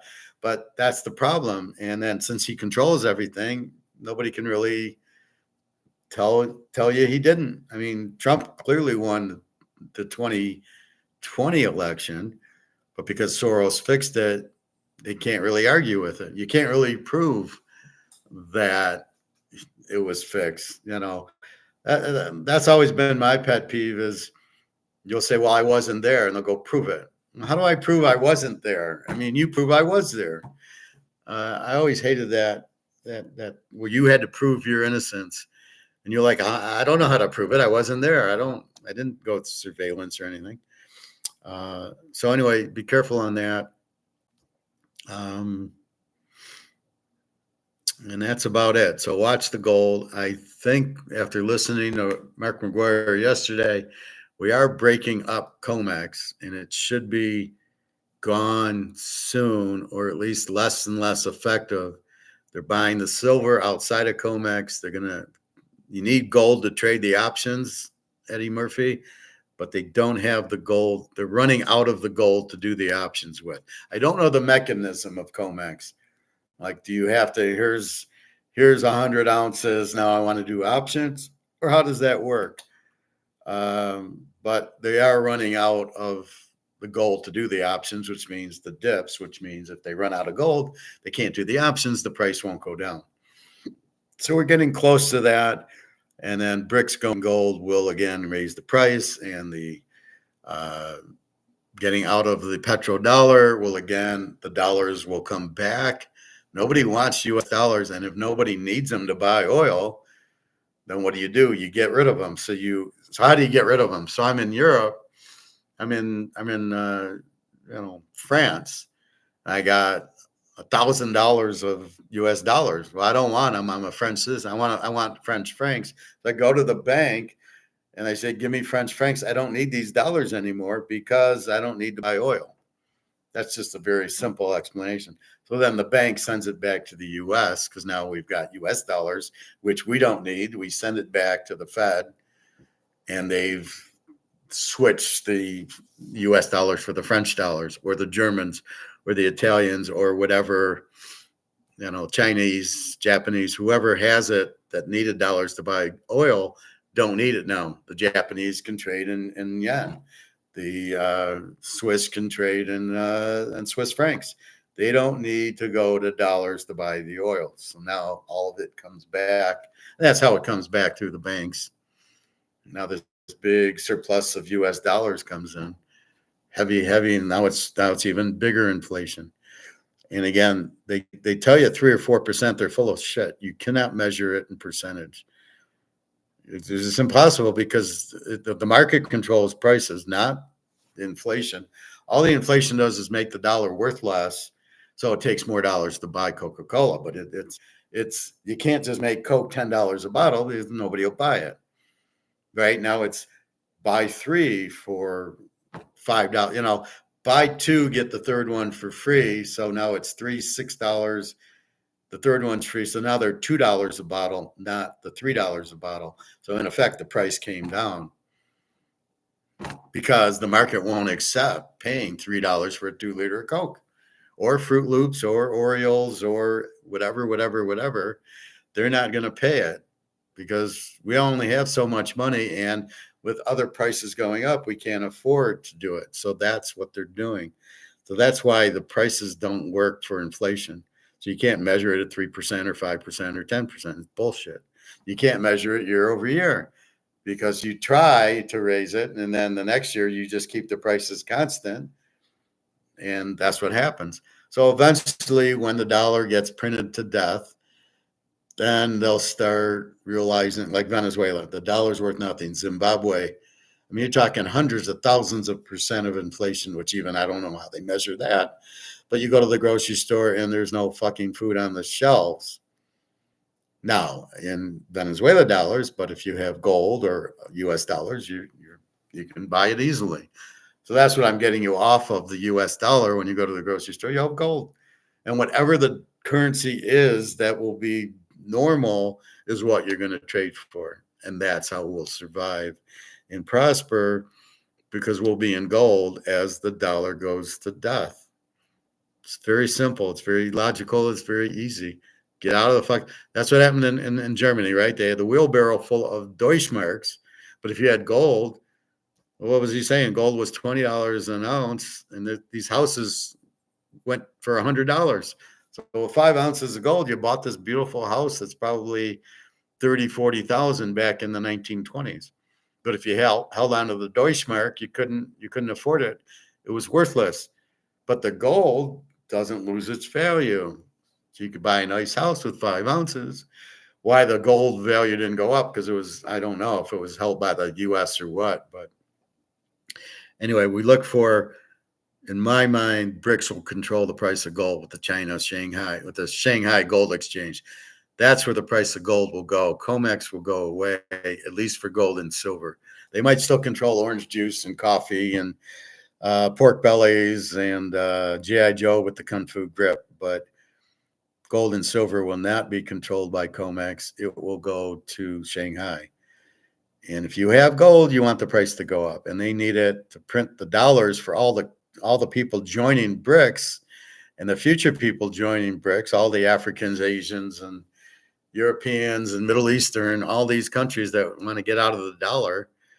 I think the U.S. has been a sad country since the end of World War II, causing all this war, all this harm, a lot of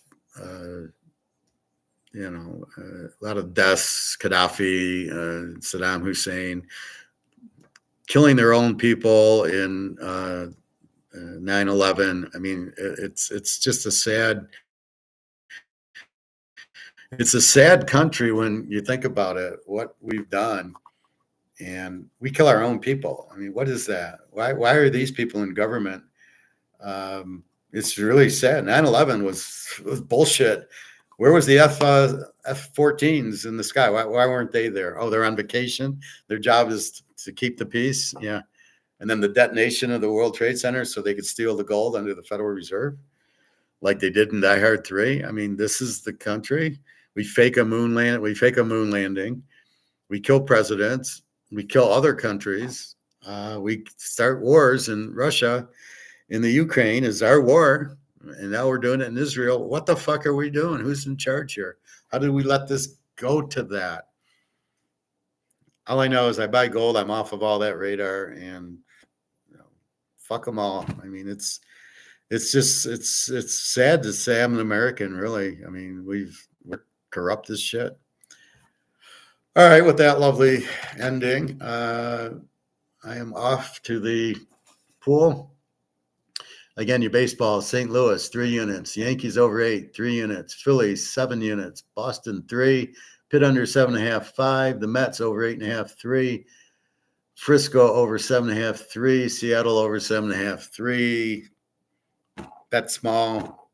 It's very hard to predict this. It's not like football because you have Mahomes the whole game and you have the defense the whole game. The coach, you know what you got here. I don't know how the pitcher is going to be. There's only a few major league pitchers and hitters in this. It's a lot of minor league crap. So it's very hard to bet on. It's like betting on the NFL preseason, and they're all using third stringers. That's basically what baseball is. All right, everybody. I'll see you at 11 o'clock tomorrow. We'll go through the baseball. I'm going to find that quote, and I'm going to watch a little of Egon to try to get that up. But really, I see there's nothing new. BRICS, yeah, we know BRICS coming out with a gold-backed currency. We got it. And the rest of it, so don't know what to say about it. We know gold's going to go higher. It's 20,000 conservatively. We know Mark McGuire is saying 3,000, but is that paper or physical? I'm looking forward to physical when it goes up dramatically higher, not this paper shit. So Mark keeps saying it'll go to physical, so I'm hoping so. When that happens, you better be in gold because you don't. There's nothing to wait. It'll not come down once you get rid of the paper derivatives shit. All right, everybody. Have a good day. www.teaserking.com is my site for football. You can sign up for a class for economics. I got that in there. And then the football, I think I have the prices already set. I will review it. But we're early. It starts the end of August, and we're just getting into July. All right, everybody. Have a great day. Go enjoy, relax, buy your gold and silver.